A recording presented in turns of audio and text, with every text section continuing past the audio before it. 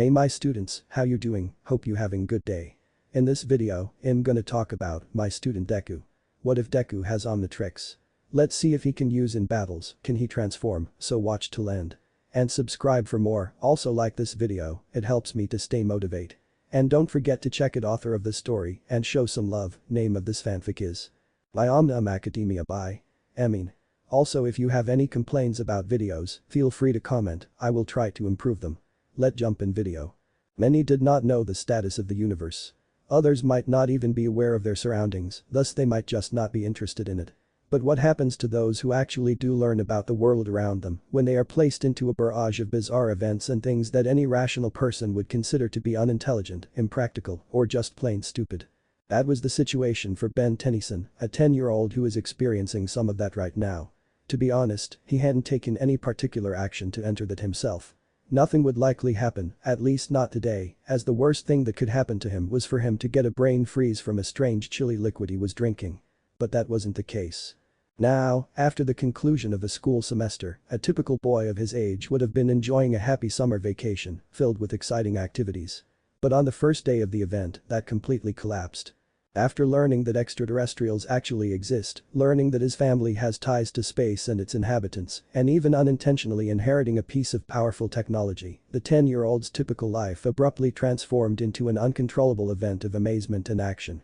However, things weren't all sunshine and rainbows. The child ended himself facing off against his grandfather's archenemy during this amazing summer vacation, along with another adversary he had made during his exploits. After that encounter, he was taken into an alternate reality along with those adversaries.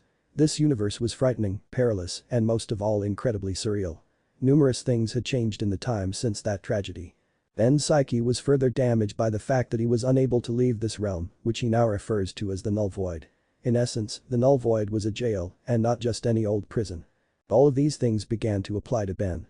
The void was endless, aimless, and had everything that could ruin the innocence and purity of anyone who entered it, not to mention that its inhabitants were bloodthirsty and would stop at nothing to kill, eat, and possibly do other things to their prey. And now, 2 years after the story begins, things happen. Ben's eyes tightened, you're Grandpa's old plumber teammate Phil. What are you doing here? Standing atop a massive asteroid inside the Null Void, he was engaged in combat with a middle-aged man donning some kind of spacesuit. Ben was wearing dark olive green cargo pants and a grey shirt with a black stripe on it right now. Phil was one of his grandfather's old accomplices. Ben turns to face him as he stands behind him, grinning at him. Surviving here in the Null Void just as you have ever since you and your wretched cousin trapped me here. I knew you would try to find a way to escape. Ever since I saw you fighting Vilgax and his lapdog those 2 years ago, all I needed to know was I needed to wait. Ben backs away, giving the man a frown. You saw me fighting those two and didn't even bother to help. Typical. Whatever. The only way out is through a Null Void projector, so even someone like Vilgax's fodder. It's a good thing they were sent off though, Phil replies, as long as you have that Omnitrix of yours, you're guaranteed to survive. Just as he says that, Ben reaches for his left arm. His wrist held the Omnitrix, the device he had summoned out.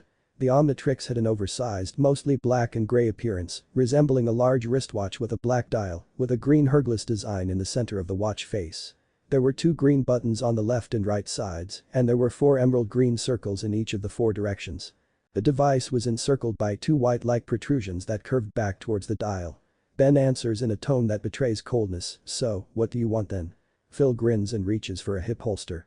I seem to recall that it was you and your family's fault in the first place for my trapping here, so I proposed this. I get to use that portal, and you get to live. He added as he fired his weapon at Ben. He was talking about a device that was behind Ben. At the moment, it was maintaining a red vortex, sustained by a plethora of intricate machinery as Ben and Phil conversed. You must be crazy if you think I'll let you travel back to Earth. Your exploitation of that Mount Rushmore Null Void projector is more enough of a reason to keep you here. The young man yells. Phil snaps, growling, oh fine then, suit yourself, Tennyson. Ben rolls and dodges, his reaction time razor sharp. Phil pulls a pole out of a holster on his left, reaches it to its full length, and tries to swing it at Ben as he starts to run towards him. After making another dodge, Ben attempted to use the Omnitrix's 2 buttons, but Phil stopped him. Phil grinned evilly and added, you can't use that watch of yours if I don't give you a chance to use it. But Ben only gave a slight smile of his own and got to his feet. He corrects him, I don't know if you heard, but who said I had to manually activate it now? As Ben is encircled by a dome of green light from the Omnitrix's flashing green Hercules. Ben was found to have been replaced by a creature that resembled a blue monkey as the emerald flash disappeared. The only difference was that this monster had 4 arms and eyes. Its fur coat was a deeper shade of blue than its skin tone. His green eyes glared at Phil, revealing a uniform of black and white. Its chest had the Omnitrix dial, which had become somewhat of a symbol as the Hergless's green hue changed to white. Ben teasingly says, "Come on Philly. I can beat you with 3 hands tied behind my back." While making a ridiculous motion. Phil charges at Spidermonkey again, saying, "Grrr. Damn Spidermonkey. Show me then, you smart aleck." As he does so. Spidermonkey says, "Oh, nice guess at this form's name." Spidermonkey threw up his tail and smirked as the man started to charge.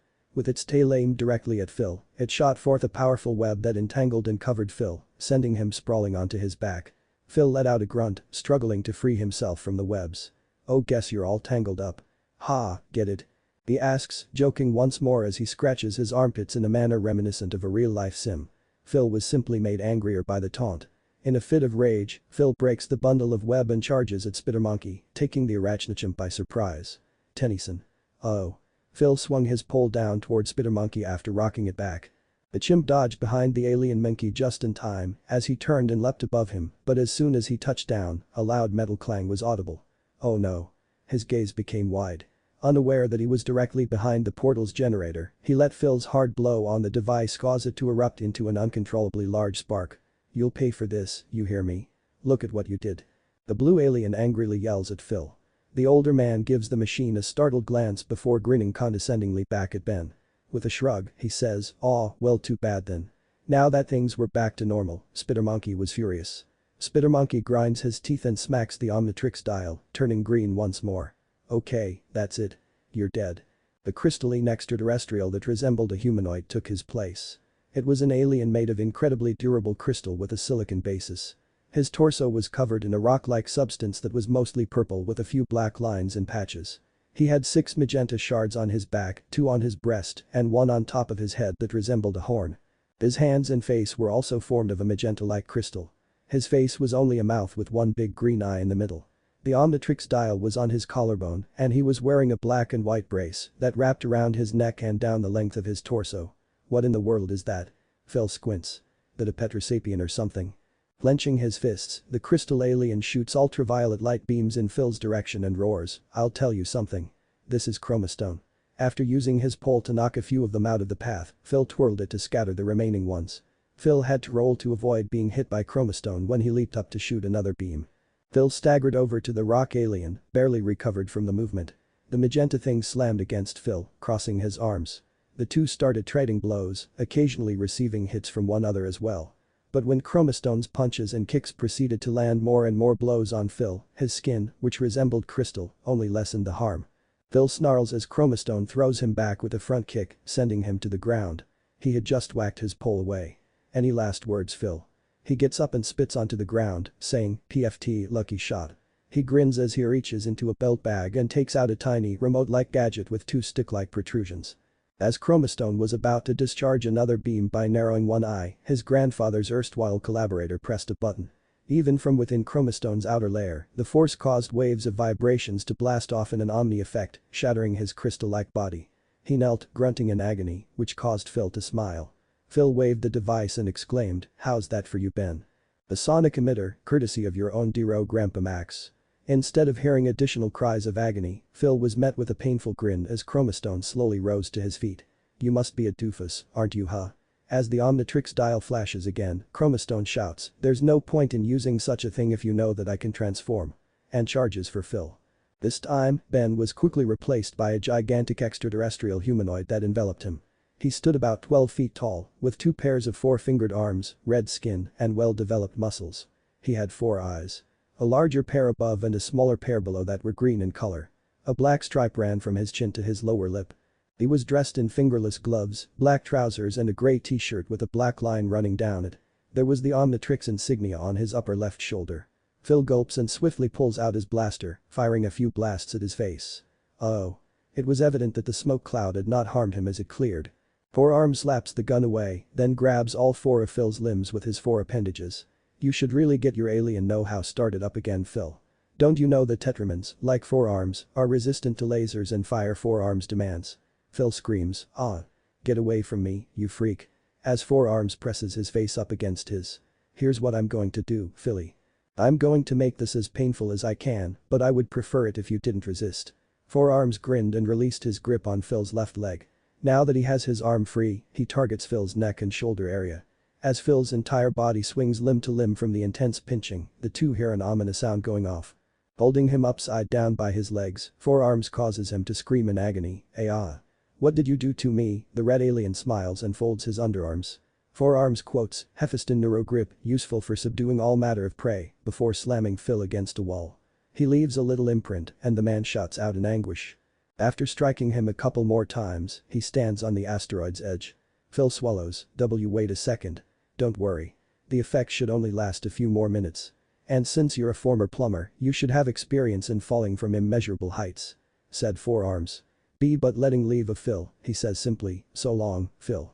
Forearms turns back towards the vortex generator and frowns as he hears Phil screaming the entire way. He sighs, now to deal with this. He returns to Ben and taps the Omnitrix dial. Ben labored to recalibrate the device, making every effort to keep the system stable. He began to perspire a little, though, because the primary battery had been damaged by Phil, so whatever he did would cause it to malfunction.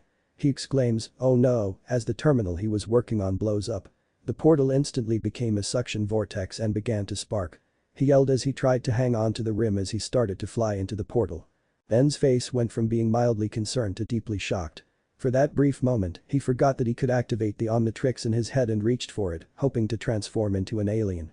However, before his hand could even touch the dial, a strong white light flooded his vision, essentially blinding him as he covered his eyes. The white light flashed brightly for a moment before abruptly going out of sight. Nothing remained. Nothing, no Ben Tennyson, no portal.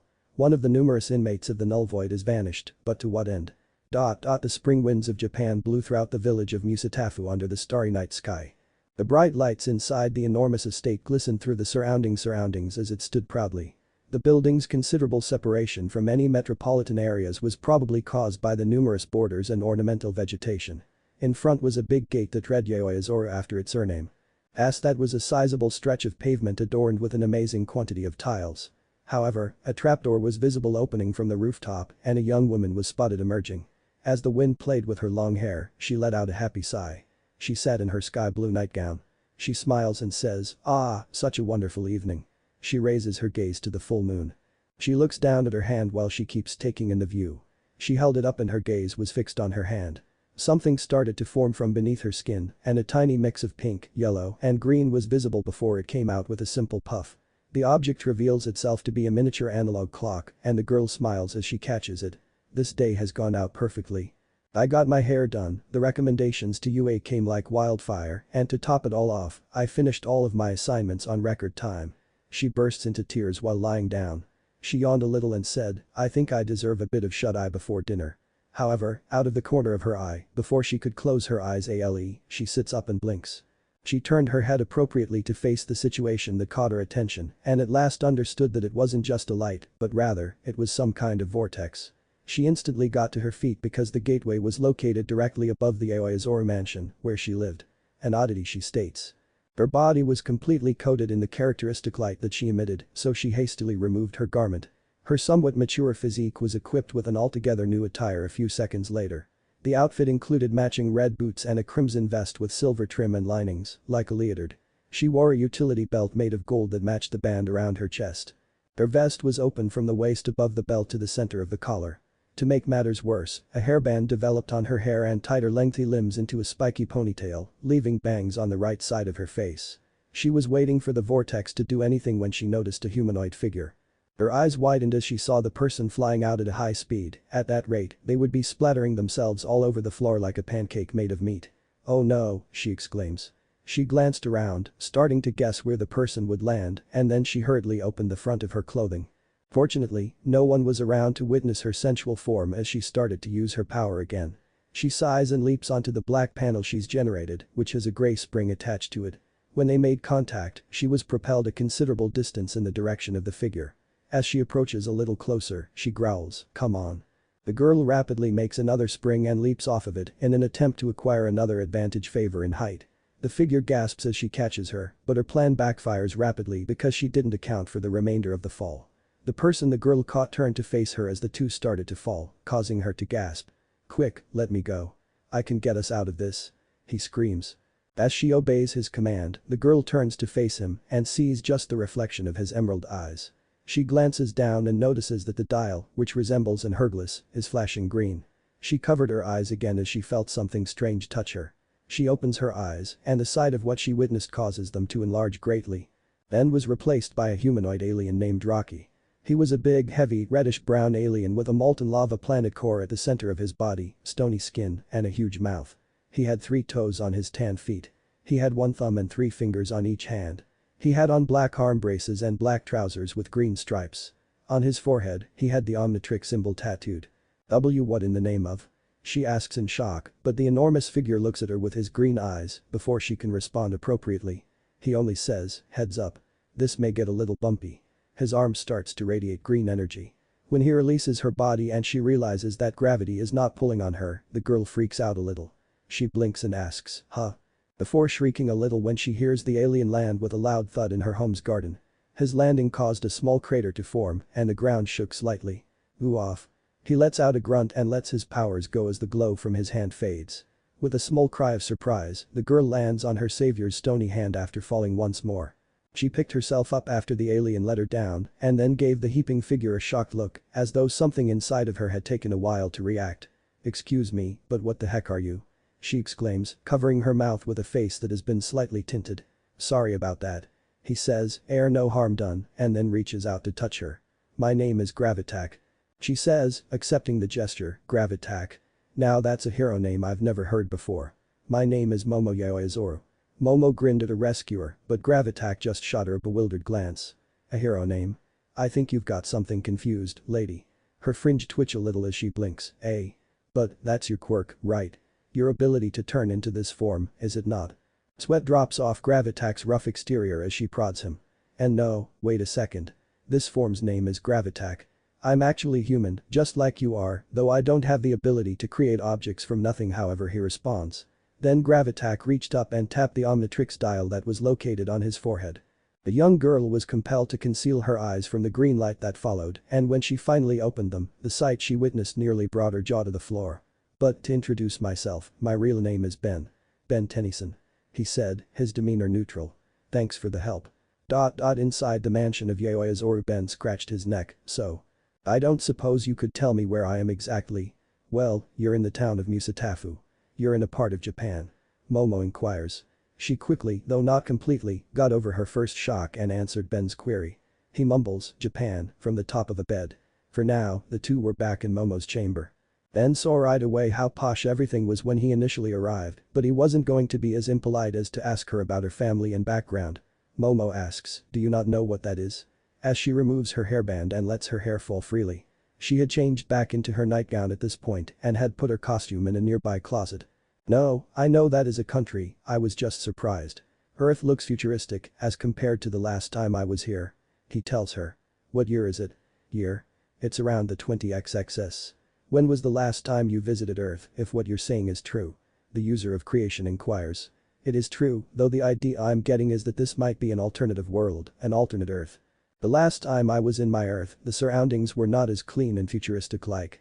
It was the mid-2000s when I was last there," the Omnitrix wielding responds. Momo concedes, "An alternate Earth? That's a bit unbelievable." Ben began to interrogate Momo about her talents, changing the subject, saying, "Well, you saw me come out of a wormhole, and you have the ability to make things from nothing. Speaking of which, what is that anyways? You called them quirks, right?" "Oh yes. I was assuming that the form you took on earlier was your quirk. I guess it has something to do with that thing on your wrist." She gestures towards the Omnitrix. Ben grimaced slightly and reflexively covered the watch-like device. Momo says with a smile, "Don't worry. I won't tell anyone. And since you've asked, let me explain to you what a quirk is." "Okay, I understand."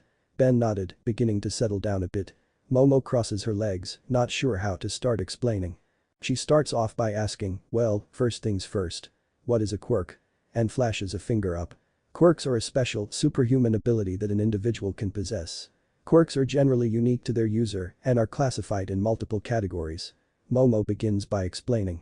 Ben gives a small admit when he gestures for her to continue. "Are quirks natural?" It sounds like quite the extraordinary thing to have. Certainly.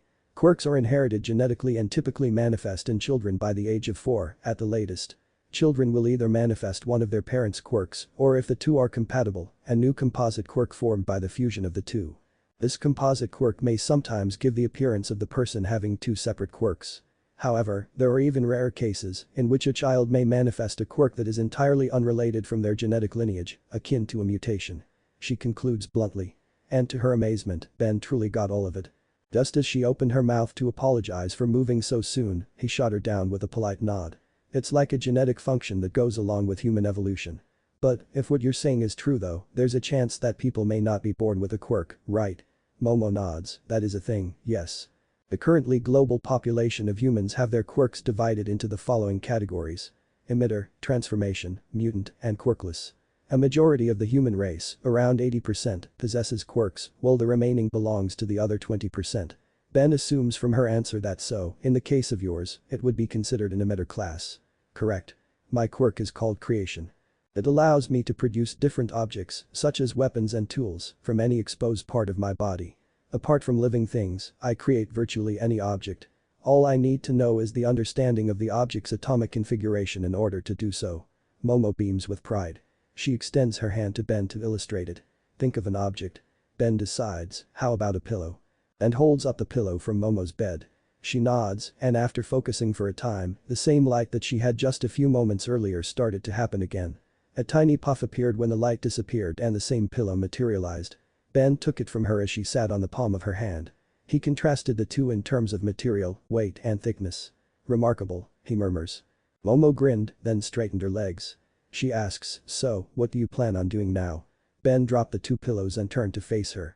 You can't exactly go back to the earth you came from, I guess. Ben says with a little sadness, unfortunately, yes. Momo glances down at her dejected expression. She has an idea on how to cheer him up, and it dawns on her that she can actually do it. Taking that little glass masterpiece for granted, it broke as soon as it touched the ground, causing the Omnitrix wielder to recoil in fear, while Momo clutched his shoulders. Why don't you live here then? Ben's ability to rise early was undoubtedly one of his strongest traits, in fact, it was perhaps his greatest quality since entering and residing in the Null Void. The Omnitrix opened his eyes the instant he felt someone shaking him and saw that the sun was just about to set. His early delight from resting in a bed was dashed just as he was ready to stand up when he felt someone thrown on top of him. The young man leaped off the bed immediately and was immediately covered in chilly water. Then, as he reached for the Omnitrix out of instinct, he heard someone trying not to laugh. Ben glanced to his left and spotted Momo Yaoizoru, the creation quirk girl he was familiar with, chuckling at his current situation. She dumped the water on him to wake him up and he noticed the metal bucket she was holding. Really? You seriously threw a bucket of freezing water on me? If I hadn't known it was you, I would have attacked, you know, the young man said with a scowl on his face. You wouldn't wake up and I tried shaking your body, but that didn't work, so I decided to try something new. I created a bucket and I thought I could wake you up like that, Momo said, giving him a slight smile. Ben simply muttered something to himself, hoping the older girl wouldn't hear. He got up and started searching for his clothing. Momo saw his odd movements and just laughed as he frowned and turned back to face her. I took the liberty of having one of the maids clean your clothes. I have to admit, she was quite surprised with the materials that they were composed of. Momo says. As of previous night, Ben had thanked the girl for getting him the black and green pajamas he was wearing. She didn't want him to go to sleep in his current clothes, and if his account of his experience was true, it had probably been some time since he had given himself a thorough cleaning. She truly volunteered to help Ben, much to his humiliation, but he quickly refused to let her in. Well, they were made from materials from creatures in the Null Void. He responds to her. I couldn't keep wearing the same thing for 2 years. Oh, right, you were in that place for 2 years. It's quite surprising that you were able to stay sane. The user of creation responds. I survived, but I did things that you'd probably not be proud of. Ben murmurs. Anyhow, what should I change into? Momo holds a butler's uniform in front of his face and exclaims, this? With a smile. I take it you wouldn't like to freeload in here. Ben says, yeah, I was going to talk about that. You want me to work here as a butler in your household, I assume? Yes, but as my personal butler, you see. She continues. Well, if you hadn't noticed, I'm the rich girl type that means that it's a bit harder for me to make friends. I had acquaintances from my family, but they were more like business partners. I get it. It's hard to make friends that see you for the person you actually are, rather for the things that you have. Ben gives a small grin. Alright, I accept. Momo claps her hands, saying, "Wonderful." Ben's father was a friend of Momo's, as Momo had told her parents. Using the justification that his parents had abandoned him, he made the decision to find a buddy who would make an effort to assist. Since Momo's acquaintance said that the creation user was looking for someone to genuinely call a friend, she would advise him to try and locate her. And because of her prior success in being accepted into UA Academy, they chose to let Ben to live with them after hearing her story. Even though he wasn't exactly excited to be dressed in such a manner, Ben still took a moment to get dressed once Momo left the room. He put the uniform on and then hung the damp parts of his pajamas next to a window so the morning sun could start to dry them. He saw that Momo's room's door was slightly ajar after leaving the room. He leaned against the wall next to the door and fixed the black bow tie he wore around his neck, waiting patiently for his new master to finish dressing. He figured that a girl of her caliber would take a little while to get dressed, but amazingly, he didn't even have to wait 30 seconds. Now sporting a white karate gi, Momo yells out nervously, "Ah, did I keep you waiting, Ben?" She asks, turning to face the door she was holding when she hears moaning. "Oh my gosh." She quickly turned it back around and stared at Ben's face. He gave a tiny grunt and rubbed his nose, which was now crimson from her slamming the door against it. Ben shrugged off her hurried apology for her accident, accusing himself of standing in the wrong spot. Ben could barely bear the pain at first, but after a while the swelling subsided. Having repeatedly assured Momo that there would be no issues, she reluctantly agreed to his choice. Soon after, Ben was grinning happily again and started to follow her down to the mansion's lower levels. He passed past a huge dining room with a lavish table and saw several other maids busily preparing what appeared to be some kind of food. He says, "Wait, what time is it actually?" Momo glances down at her watch and smiles. 6:30. Is her response. Ben genuinely grinned, contrary to her expectation that her friend would flinch or respond with some other kind of exaggerated reaction. He mumbles, "It's nice to see the sun once again though." Momo felt a little bad for playing a practical joke on him. Observing his rather gloomy conduct, she pledges to behave a little more appropriately, just for his benefit. Ha. Era. There were smacking and kicking noises coming from within a kendo room. Momo repeatedly slapped a shinai on Ben, the waxed floor ideal for deft, light strokes. To protect himself from her, she had handed him a set of blocking gloves with big red panels. Ben seemed to have discovered that Momo practices early in the morning almost daily and that she does it for her own benefit. The fact that she committed herself to doing so startled him a little. Momo blocked the endless swings onto his gloves and after completing at least 60 routes, she stopped attacking. Ben removed the weapon from her, gave it a quick clean, and gave her a towel to dab at her perspiration. The creation user held her arms out, her breathing a little heavier than usual, but she was still able to control her intake. "I'm grateful," she says. Ben does little more than give her a bottle of water. Ben smiles a little as she quickly gulps it down, letting out a satisfying groan from her throat. "I'm impressed that you're doing this every day." He acknowledges. She inhales, "Yeah, but the best part is lunchtime." She drools. Ben recoils a little as she wipes her mouth, but before he can respond appropriately to her abrupt assertion, she grabs his wrist and bolts out the room at breakneck speed. Momo trained for about 30 minutes in the morning, but even though she was exhausted, she threw her clothing off upon Ben like a rack right away. Even though Momo went inside her shower room, the small boy blushed a little as he clutched the drenched uniform in his arms. Nevertheless, he started to head to the first floor washing room. He had gone through the entire inside of the estate before today, noting every place he thought was significant. He had a wonderful time going to the room and chatting with some of the other maids who were cleaning till Momo left about 15 minutes later. The fact that Ben was good around the house surprised her and everyone else a little, but Ben would just brush it off as the least he could do for her for giving him a roof over his head. Ben felt comfortable enough to declare that he wasn't alone in this reality, as their friendship had developed really swiftly. Despite Momo's occasional dealings with Ben's bluntness and silent inclinations, Ben was viewed like a brother by many in the home, including Momo's parents. The two headed towards the mansion's entrance after getting a short bite to eat in the dining room.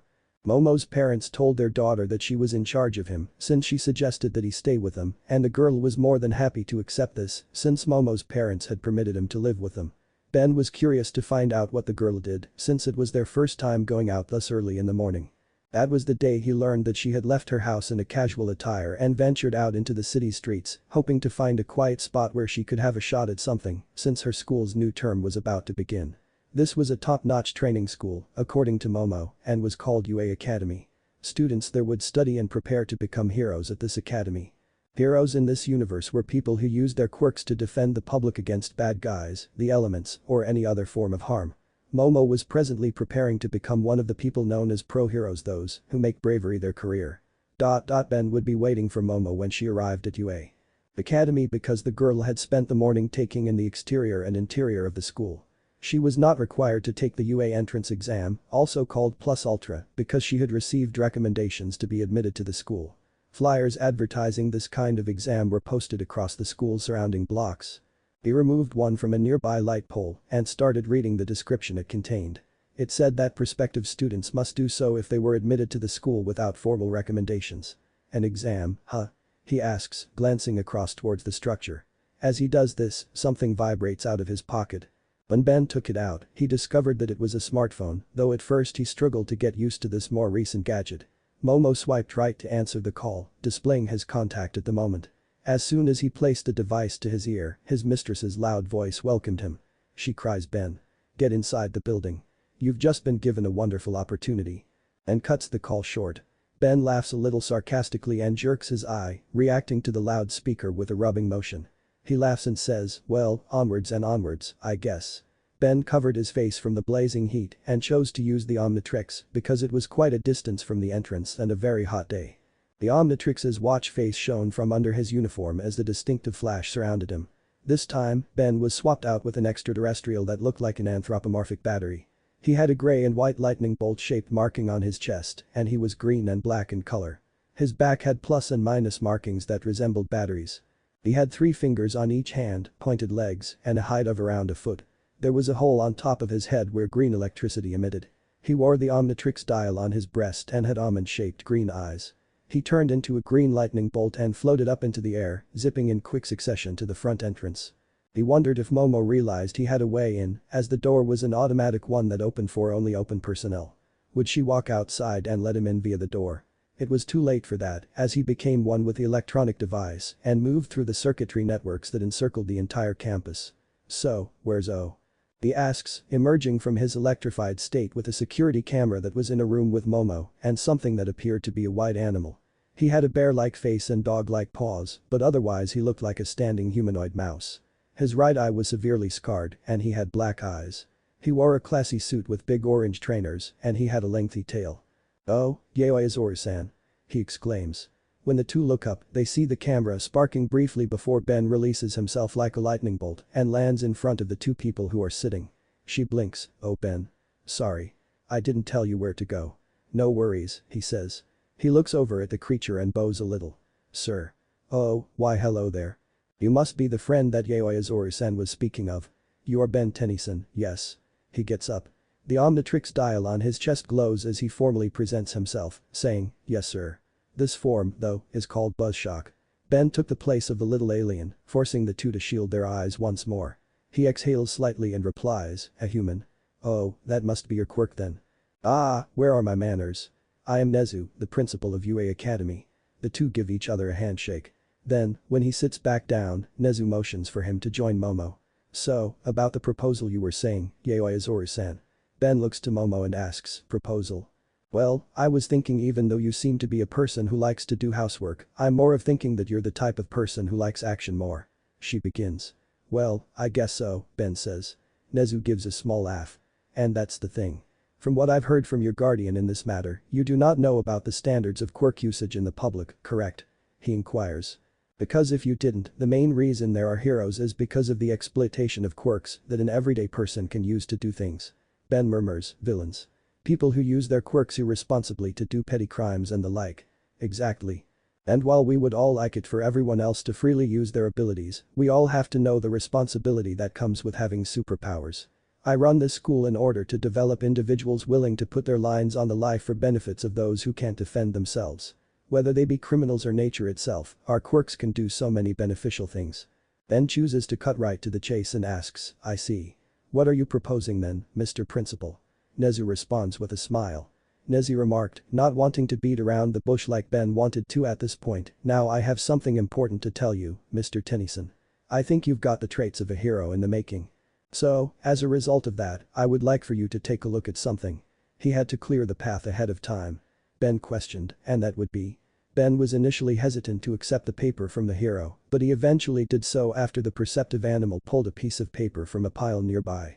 Ben initially questioned whether this person was attempting to recruit him or was just threatening him, but if they were going to go to such lengths to locate him, it must be essential to them. Alright, so let us observe his desires, he persuaded himself. When the young guy opened the piece of paper, he would see a message that would alter his course in life. He turned to face his partner, who just nodded and folded his arms, although his eyes grew wild. Mr. Tennyson, I would like you to partake in the upcoming UA Academy entrance exam. From Yaoya Zoru-san's recommendation, and to my own observation and feeling, it's what I'm proposing. He continues. Ben glances down at the slip, which contains his complete transcript and, should he pass the test, would grant him admission to the institution. It was jam-packed with already completed data. Test results, name, age, modified to a suitable age after Ben revealed his true age to Momo, and a host of other characteristics. As he reads it, he considers the advantages and drawbacks that would arise from accepting this offer. I'll be able to travel the world at will while pretending to be a hero if I accept it. But it implies I could draw more than enough attention to myself. He weighs the benefits and drawbacks. Momo asks, anticipating his response. Ben. What's your decision? As he opened his mouth, Nezu and the girl waited for him to speak, but before he could respond, there was a loud explosion outside. Ben looks away right away and sprints to the nearest window, Momo trailing behind. What was that? Exclaims her. Nezu gets to her feet as well, looking perturbed. He reaches into his pocket and extracts a little communication gadget after hearing a beep. This is Nezu. What is it? A voice exclaims, this is Death Arms. Villain activity in the blocks near UA, sir, I'm currently with Emiyn Woods, but we need backup, pronto. The enemy is utilizing an electrical quirk of some sort. Arg. Nezu frowns and says, Death Arms. Death Arms, can you read me? Hanging up the phone when he hears static and turning to face Ben Tennyson following. Alright then, Mr. Tennyson, I have another proposal to you. Ben asks, what is it? As he opens the window. Momo gives him a worried look while Nezu straightens up. Intercept and assist the apprehension of the villain. If you successfully manage to help those two pro-heroes, you'll be guaranteed a transcript to take the exam. Hold the enemy off until reinforcements come, or even defeat the villain if you can. He suggests. I accept, Ben replies, removing his black top and turning to face Momo once more. I'll be back. Wait, let me go with. Nezu cuts in, just a second, Yaoya Zoru-san. I wanted to observe Mr. Tennyson's abilities, so this will be a good preview of things to come. She sits back down modestly and says, yes sir. Ben rushes out of the window, fleeing out of the area and into the streets, leaving his top on the neighboring couch. Nezu sits back down, smiling, well, let's see how he'll do. Grabbing a remote, it turns on a nearby TV, allowing both of them to watch the illegal action. Suddenly grabbing a tub of butter popcorn, he smiles and hands some to Momo. He asks, popcorn? Growls from those who were causing the fear echoed through the streets, accompanied by people's terrified screams and shouts. The grey phantom-like entity was currently besieging the town's residents, and things were getting worse by the minute as they witnessed him gathering energy that was seeping out of the surrounding buildings. It was a race to see who would falter first, a villain storming in, or the defense crumbling. The two heroes, Emiyn Woods and Death Arms, put up what defenses they could to defend their homes and the people, but there was too much ground to cover and too many people to cover because they were a relatively small squadron and fighting on their own terms. Emiyn Woods was dressed in a black unitard with a wooden helmet, belt, shoes, and gloves that extended past his forearm. Death Arms donned a big headpiece with a warning motif in black and yellow. Wearing light blue trousers, he wore two hefty metal bracelets on each wrist that had the same color pattern as his headband, and his shirt only covered his arms, leaving most of his chest and abs showing. The color pattern on his belt was the same as well. Death Arms roared, we can't hold him back for long. As he punched the center of an electric missile that was headed straight for him. The2 were unable to withstand the attacks for very long, forcing many of the onlookers to retreat. Until they noticed something unusual, though, hope appeared to be lost. Countless sparks streaked by, encircling the missiles and shredding their bodies into glowing spectacles. The attention of those who were still there was redirected towards a recognizable alien that started to fly in. The villain produced more projectiles and threw them in Buzzshock's direction, narrowing his translucent eyes in the process. Like the last time, he absorbs them, but this time he uses the extra energy to accelerate and smashes his body into his opponent's chest. The villain snarls as he thumps hard to the ground. Gah. What? I'm supposed to be untouchable. He screams. Who are you? After hitting him, Buzzshock changes into a lightning bolt to conceal his true identity. The two heroes who were positioned behind him were left speechless by what they witnessed. Buzzshock says, none of your business. Now, if you wouldn't mind. Go and fall. As he slips into his body. The scoundrel clenches his stomach and shudders in agony. His body began to flash shortly after, and his eyes began to expand. "Gee, get out of me," he cries, his body illuminating a brilliant yellow before coming to a stop and falling to the ground, his human body still in his brown suit. As soon as Buzzshock exits his body, Emiyn Woods leaps in fast and captures the bad guy. Death Arms charges up to him, asking, "Who are you? Are you the reinforcements that Nezu sent?" As the two started questioning him, Emiyn Woods gets up and joins him. "I came to intervene because I heard that someone was threatening people," he responds, before swooping by and crashing into a post. He's gone. Hey, wait." Death Arms scratches his head. "Who was that?" The wooden hero concedes, "I don't know, but he took out the villain with as minimal movement as required. We may have a new vigilante on our hands." "A vigilante? I guess I haven't heard that term in a long time," he says, gazing down at the vanquished villain in Emiyn's grasp. "Well, you certainly dealt with that situation fairly quickly, Mr. Tennyson." Nezu beams. "A splendid job. It wasn't much. I merely recognized the type of quirk the villain was using and in response chose a form that would be best used to deal with the situation. Buzzshock just happened to be one of the few I had in mind to deal with electricity." Ben elaborates. Momo, who was sitting next to Ben, grinned and said, "That was quite impressive though." Sweat fell from his brow as the Omnitrix wielder turned to face the UA principal. Nezu gave him the form again and nodded. He began, "Well, as I promised. You'll be guaranteed a chance to partake in the entrance exam. The choice is all yours if you accept, Mr. Tennyson." Ben glances down at the paper again, but not for nearly as long as he did prior to the incident. The television next to them showed the local authorities and a few other pro-heroes assisting in repairing the damage that the villain had inflicted. He puts down the paper, looks at Momo, and responds. "If Yaoya's Oru-san has to be dealing with these types of crooks on a daily basis, it'll be a bad thing if she were to get attacked. I'll be accepting this, but merely as a way to keep my watch around her." Momo urged, "Beat Ben. Come on, don't be so modest." All Nezu could do was smile while Ben signed the papers. "No. I completely understand his motives. The hero is a person who protects, and whether it's an entire crowd or a single person, a sense of self-sacrifice is what truly defines such a being." Nezu responds. Ben returns the paper to him, and the rodent-like being nods again. Ben took the offer and started gathering information. "So, when is the exam? I read a flyer on it outside before coming in." UA. Academy's entrance exam consists of a written and a practical test, with the latter being more important of the two, I assume. Nezu gives a nod. He went into detail about the types of scenarios that would most likely happen during the event, explaining the basics to the two. As he continued, Momo and Ben obligingly took in his knowledge, with Momo even taking notes till the conclusion. Momo gasped a little as she looked at her clock after a few minutes. "Oh, I think we've overstayed our welcome, Mr. Principal." Ben puts his top back on and asks his mistress, "Do you have something to do?" Momo's stomach rumbles as she sheepishly twirls her hair.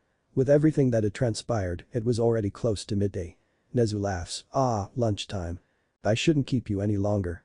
Remember though, the exam will be taking place on February 26th. Momo stood up and, bowing, followed Ben out of the building, her friend following closely behind. Another person entered the room as they were leaving.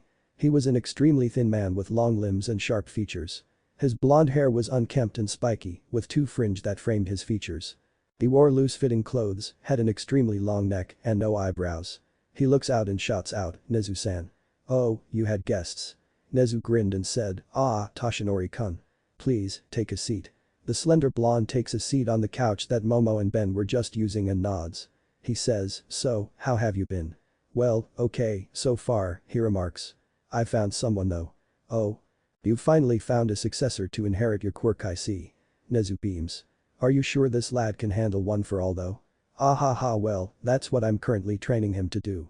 "Well, I had the physique to easily use the power of one for all, this one needs to tone his body to at least use it." He acknowledges. If he were to inherit and immediately use the quirk, his bones would shatter from the backlash.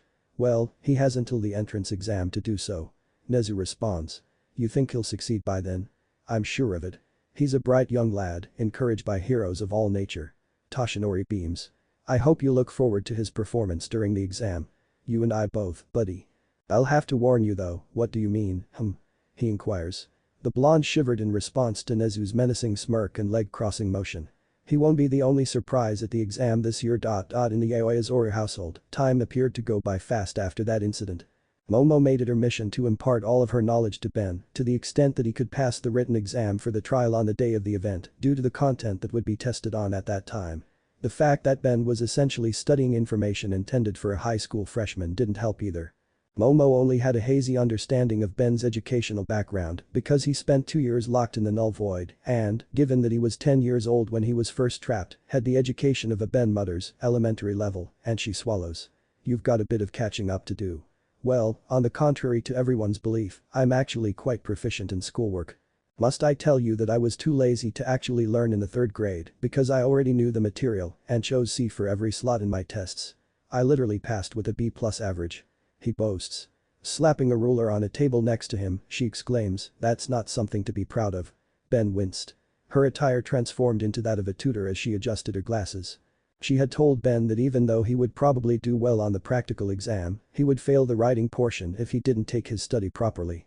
Ben didn't really care, but it infuriated her enough that she gave him an hour-long lecture about the advantages of a higher education and how her family was regarded as one of society's high spectacles because of their renowned levels of education and professional prowess. She would implant knowledge into Ben's brain over the course of a month and a half after January 10th, the day he landed on Earth, either through her great tutorship or to the point where she would use machinery to implant knowledge through sleep. As Ben Tennyson started his existence in the Aoyazoru home, days and nights passed, mornings and evenings continued. It was a happy month and a half as he kept himself busy with cleaning, handling the typical shenanigans that Momo started to get herself into, and everything else. Next, on February 26, Ben glances up, holding onto a tiny duffel bag, saying, and here we are. He was dressed in brown jeans, a black and white pair of sneakers, and a black long-sleeve shirt with a single green stripe. He closed his eyes, sighed, and turned to face the building he was standing in front of. UA, with its 2 golden letters crying out to the world. Academy. At the entrance right now was a big banner that said, UA Academy Entrance Exam Location. This was the location, and a few feet in he noticed a young man who appears to be a few years his senior, and he exudes an anxious yet amiable attitude. Ben must admit that seeing others aspire to be heroes made him smile, even though he was certain that his definition of a hero was far more literal than what most test takers understood. Heroes can have many different motivations, including fame, wealth, or a variety of other opportunities that present themselves to those who become professionals. He let out a soft sigh and shook off the unneeded thoughts. He didn't need anything to divert his attention during this exam, especially if he wanted to get through it as quickly as possible. Becoming a hero wasn't the most important thing to do, but he felt compelled to repay the Aoyazoru family for their hospitality, and if he did, he would also be opening up a lot of doors. Thus, bearing that in mind, he passed the numerous hero sculptures and entered the building. Deku, get out of the way, a displeased voice snarled. Back in while other students strolled on, Ben paused to turn around himself. Ben was getting irritated just by hearing Deku's voice. His appearance just gave off the aura of a bully, even though he was dressed appropriately. Generally speaking, bullies didn't have the decency to dress appropriately. The 2 individuals were identified by their black gakurin, indicating that they attended the same middle school. However, his acquaintance had ash blonde hair that was spiky and sharp red eyes, while the person who replied had green eyes, messy dark green hair with black highlights, and 4 symmetrical freckles beneath both cheeks. He replies, don't stand in front of me, or I'll kill you. Deku flinches a little, looking guilty, and tries to move aside in an attempt to make small talk with the blonde. Yes, that's what a bully does. Ben rolled his eyes. Ahaha. Good morning, Kakin. He tries to add, let's both do our best, but his familiar acquaintance ignores him. Several people, however, can be heard muttering his name as he keeps walking. Hey, that's Bikugo, right? The one from the encounter with the sludge villain, a person muttered. Yes, indeed. Hey, this is the real deal, another made a point. Ben looked away from the sulky blonde and turned back to Deku, who sighed with relief. Slime villain. Oh, right, the news did mention an attack that happened roughly a year ago. I'm guessing that those 2 were in the epidemic of that, Ben said, speculating. He mutters, oh lord, I was just scared of him out of habit, and then shakes his head. Ben just looks down as he stumbles, but he says, no, I'm different from before. I've trained with all might, remember those 10 months. He clenches a fist and tries to walk confidently. He tripped on his own foot and fell to the ground instantly. Ben heard him coming and sprang forward to embrace him, slicing around until he saw a girl trying to tap his shoulder with a hand that seemed to have small animal-like paws. Oh. Are both of you okay? Do you want to ask the 2? She asks. Deku looks at Ben directly and blinks several times, not really understanding what she's just said. Ben gets up and flusters slightly as Deku does, saying, hey, it's kind of bad to be tripping out on the first day, you know. After gathering himself, he turns back to the girl. Yes. I thought you were going to do something with your quirk. Your finger pads appear to have some sort of functionality, as Iraidi gestures at them. Well, excellent supposition, she grinned. Deku turns to Ben and says, thanks for that, the female likewise displays astonishment. Oh, and you kind of have a foreign appearance. However, you speak Japanese fairly well, she remarks. When did you learn it? Ben looks away briefly before responding, I'd rather not say. He was unable to inform them that the Omnitrix was equipped with a feature known as a universal translator, which translated nearly any language to the most appropriate one for the wearer. Okay, then. Deku and the girl exchange glances before grinning. Hello, I'm Ichako Uraraka. It's good to meet you. Hi, Izuku Midoriya is my name. You may have heard my pal refer to me as Deku. That was Kaken, Kitsuki Baguko, Midoriya says, looking a little sad. Similarly. Ben is the name. Tennyson, Ben. The young person shakes hands with both of them, and you guessed right, I'm sort of a foreigner, yeah. Following the conversation, Ichako gasps a little and glances at a watch on her right wrist. Oh no. We have to pick up the pace or risk being late. Beyond. Whoa, you're correct looking at his phone, Midoriya blinks. Come on, let's go. Ben followed, strolling a little too quickly since he wanted to take things a little slower for the time being, even though he knew the hurry was great. Midoriya and Ichako, running up the stairs towards the entrance, grinned as they slammed through it. After all. The Omnitrix illuminated as he entered the building, his figure turning into a shadow as the UA exam began, and he exclaims, this is only the beginning. He grabs the air with his left hand. Ben muttered to himself, that was a lot easier than I thought it would be. After the written exam was over, Ben followed the staff's instructions and found himself in front of a double door, with the words UA printed on one side. Academy Hero Course Exam Orientation. He anticipated that the written exam would be challenging, and even as he looked around the classroom where he was assigned to take the test, he noticed that many other examinees were struggling. He was grateful for his mistress's tutelage throughout the endeavor, even if he was still at the primary school level of learning prior to this, so he supposes he truly did have Momo to thank for the information on the test, which he had never seen before. Ben walked in, noticed Uraraka waving for him as he entered, and took a moment to survey his surroundings, remembering that, although much darker than usual, it resembled a college lecture hall, which he had seen once before during a field trip, but it had turned out to be a pointless diversion. Students started to take seats one after the other, talking amongst friends they had either made recently or a long time ago. He felt someone tap his shoulder and blinked once to see Uraraka give him an embarrassed smile.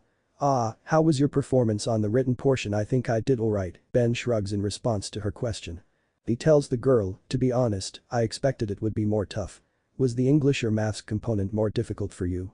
She smiles nervously, oh, absolutely math. I forgot about the variable substitution sections. At least I don't believe I failed. Okay, so long as you make it through. Ben gives a small smile. Hey, it's going to begin. Inside the silent room, that whisper drew their attention, turning them towards the enormous screen in front of the hall, which turned itself on, displaying the standard UA logo for all examinees to see, the lights in the hall flickering on and off in unison, until they revealed a man standing on the podium.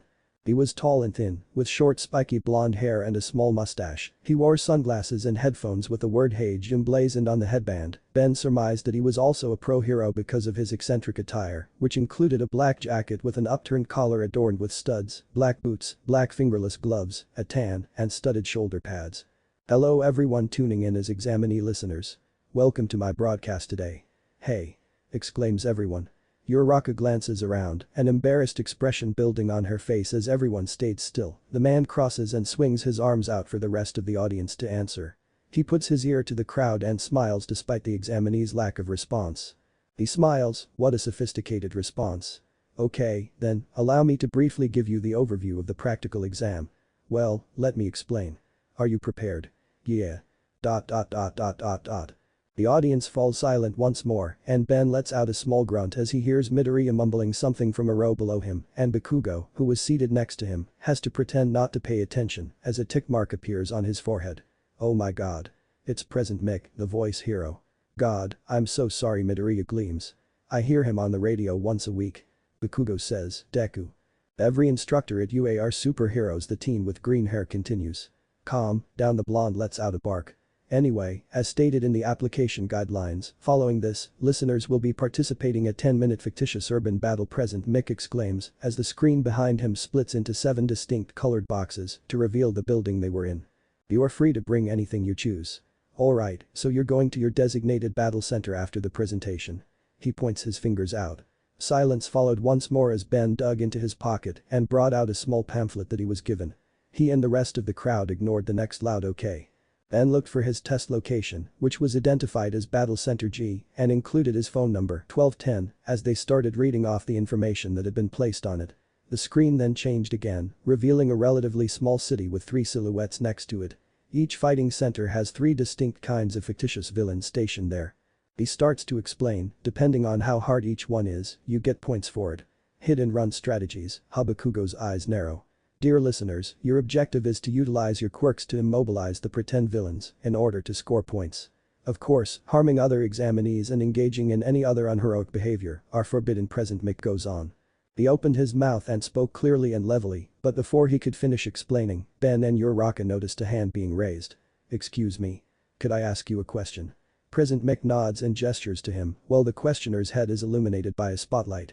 All right. There are 4 different kinds of villains on the sheet. If this is a typo, then UA.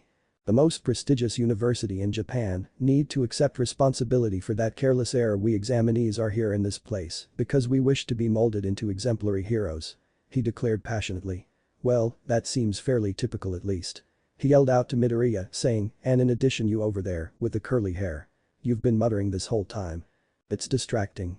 If you're here on a pleasure trip, then you should leave immediately. Ben's demeanor turned from neutral to furrowed. Was his rudeness truly necessary to win Midoriya's admiration? He opens his mouth, slightly narrowing his eyes. Would it kill you to calm down a little? The young man blinked, not expecting to hear a response. What? Uraraka cast a worried glance as he and the others turned to face Ben. Ben. Was her attempt at soothing him. Ben looks down at the man, who was revealed to be a lean-built individual with black hair and glasses. He's just excited to be participating in this exam and is just admiring the hero presented in front of him. You didn't see anyone else bothering to speak out about him, meaning that they didn't really care. But it's just rude. Can't you feel a little bit of annoyance to his murmuring in a place of instruction? He responds. Ben instantly fires back, making the man perspire a little. Yes, but it's better to not cause a scene by calling him out because it ends up creating things like this. In the end, he wasn't incorrect. President Mick's smile faded a fraction of a second, then came back. He then said, letting a 4th figure take shape, okay, examinee number 7111, number 1210. Thanks for the great message, but let's get back on track. With a slight sigh, the man who goes by number 7111 sits back down and Ben folds his arms in a somewhat obstinate manner. Uraraka let out a sigh of relief as things began to return to normal. The 4th type of villain is worth 0 points. That guy's an obstacle, so to speak. There's one in every battle center, an obstacle that will go crazy in narrow spaces. It's not impossible to defeat, but there's no reason to defeat it either. The President Mick said. Ben thought that the previous silhouettes made sense because they calculated battle capabilities by adding up points earned, but he couldn't think of anything else to test examinees' ability to disengage or retreat when there was one obstacle they didn't have to or wouldn't have an incentive to fight. Eliminate the inexperienced and rash examinees who were being too avaricious from the beginning.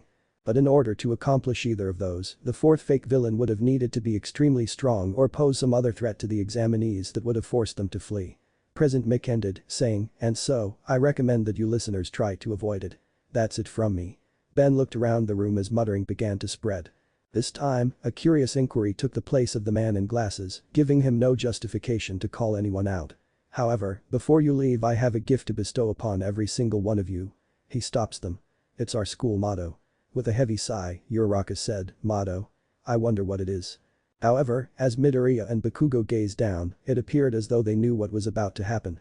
A true hero is someone who overcomes life's adversities, the great Napoleon Bonaparte once stated. He starts. That seems like a really respectable thing to do.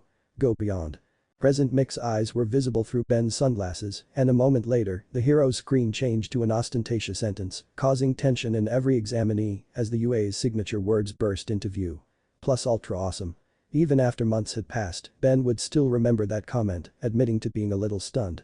President Mick smiles and gestures to everyone once more as everyone else nodded in agreement. Now, good luck to all of you in your pain, he makes jokes. As he and the rest of the crowd started to exit the room, Ben allowed a little smile to creep onto his face, despite the less than inspiring closing remarks. After around 30 minutes, Ben could only utter the word big. Along with many other pupils, he stood in front of a set of enormous steel gates that blocked his path into the expansive make-believe city. Even from the outside, he and the others could hear the screams of the mock villains vibrating from within. Because Battle Center G was one of the final centers and all the remaining individuals moved there once the other centers were filled, there was a little less people there, but the competition for points would be fiercer, Ben realized, and he decided to get a look up at his competitors as he tugged on the outfit he changed into for the exam. It consisted of a green one-sleeved long shirt that covered his left arm, primarily to hide the Omnitrix. The rest of the outfit was that of black shorts with knee guards, keeping the same black and white trainers he wore before. Conversely, that would mean that there were slightly fewer villains to deal with within the city itself. A girl with green eyes and orange hair tied in a ponytail on the side of her head caught Ben's attention as he saw a variety of things, including a quirk that allowed one to grow thorns for hair and spikes growing out of their bodies. Ben was a little taken aback by the choice, but he only looked for a moment. The girl was dressed in a black and blue tracksuit and was stretching her arms before extending them.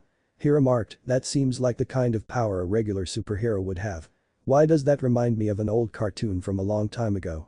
Are you staring at someone over there?" The girl seemed slightly annoyed but forced a grin, asking abruptly, and she also felt uncomfortable, perhaps because they were standing close to each other. Ben said, "Oh, I apologize. I was just wondering about the different quirks. It was only that until you clenched your fists, yours didn't appear to be apparent." "That's okay," she said with a soothing smile. "Most persons have peculiarities that can be described by visual elements." She let her eyes wander over his body, opening slightly. Quirks that function with basic body enhancements are a little uncommon after all, especially if they don't transform your physique by much. "Are you from abroad, I wonder? What is your quirk, may I ask then?" she inquired. Ben arched an eyebrow and raised a hand, signaling that he was ready for the eventuality that someone would ask him this question. "My quirk just lets me transform my body," he said. He smiled slightly and added, "Simple things like changing my exterior and the like." At the unexpected side of it, her eyes opened and she said, "Oh, that's pretty useful. If you were on a covert mission, you could definitely utilize that to blend in with the crowd," she said. His indifferent glance in that direction must have prompted her earlier wariness. He supposed it made sense that sharing your quirk with others had a calming mental effect. It's not like many people notice, but having others aware of it gave them a chance to talk to you about things without making you feel uncomfortable, which boosted communication between the two of them. The girl smiles as they start to hear the sound of the gates, and Ben scratches his head, admitting, "I've been told that." "All okay, best of luck. Hopefully, both of us pass." She raises her fist to greet Ben, who nods in agreement as they give each other a fist bump. The students filed forward in unison, eager for the exam to begin. President Mick, perched atop a neighboring tower, is ready as he activates his quirk. Ben suddenly felt uneasy in his chest as President Mick opened his mouth to yell. "All right, Stired." The massive door that had been closed had opened without anyone noticing. This unexpected development did not faze the young Omnitrix wielder, though, because he was in the mock city dashing with the crowd as soon as President Mick's voice blasted through the speakers. Ben had already gone for his left arm, not even bothering to look at what was happening as the Omnitrix activated by the time the other examinees noticed him within the city. He had fought against aliens, against beings that defied human expectations, and situations where a split-second decision could mean the difference between life and death. Blinding everyone, once the usual flash disappeared, they saw, gasping, another crystalline humanoid similar to Chromastone, but obviously shaped differently from said alien, with a sharp head, a body made of durable pale green crystals, 4 crystal shards on his back, and a uniform that was gray on the left and black on the right.